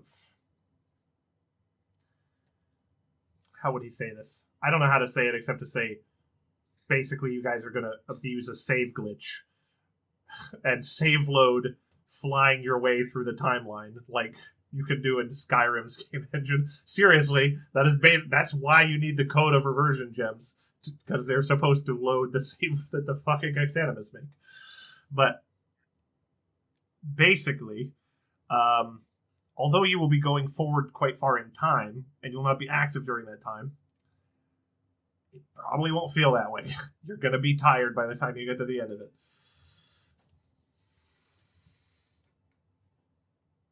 Fair enough. So, if the stasis chambers allowed you to actually rest, you would die by the time that you get to the end of time. So, and since no one knows we're going to pop out, yeah. Prepare for basically not being able to rest. I am so sorry. And with that, guys, I think that's the end of this one. This explanation, in brief, will be the recap of the next one. And we're going to go. So, I'll workshop that thing with Ariel and Sierra. Really, think about that offer, because you never know. He is still of limited power, but dream big. And ultimate power. I'll tamp your dreams down for you. You don't have to do it yourself. You know what I mean?